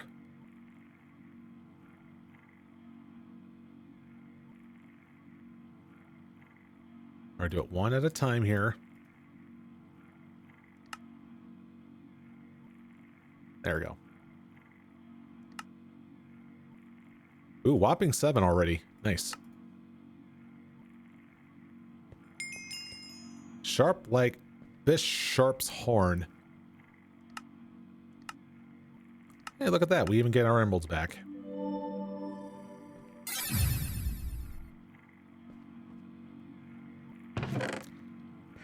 All right. Would this be the finisher? 8, 9, 10. That was perfect amount. Nice. Now I realize that there was another one that I wanted to make, which was this. Ah! Ouch.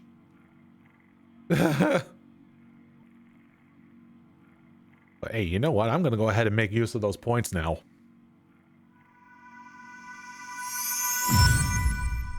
What do we get? Pure Certus Quartz Crystal, Diamond, hey, Solarum, and this.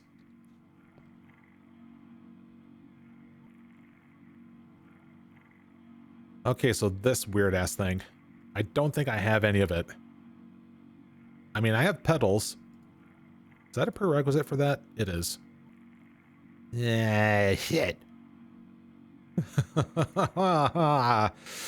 Oh, man. Okay, that I'm gonna have to do that next time because I don't feel like going to the frickin' either to like get all the prerequisites. Yeah. Anyways.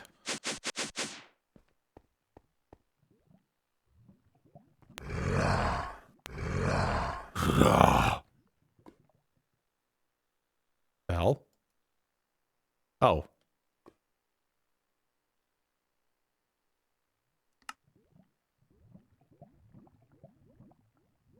Okay, it just mutes everything down here. Which I guess that's just the best case scenario.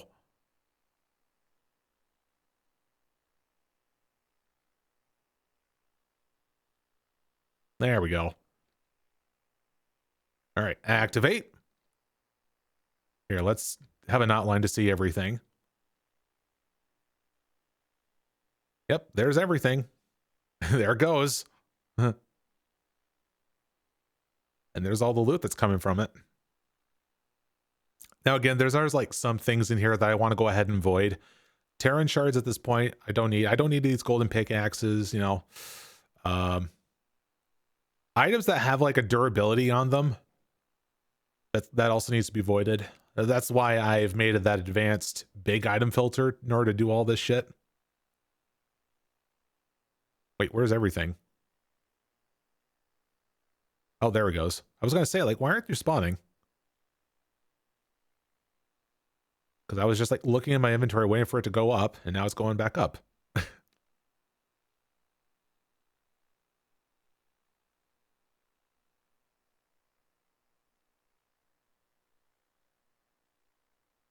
Oh yeah, but there you have it, guys. We at least got this portion of this goal done, getting a mob grinder up. You know, I still would have preferred having to like get the storage drawers up, but that's probably going to be something for next time. But this stream has been pretty dang good. Very happy about that. Okay. All right, so with that, we're going to end it off right now. Let's go about finding someone to raid, and I think I know who I want to go after.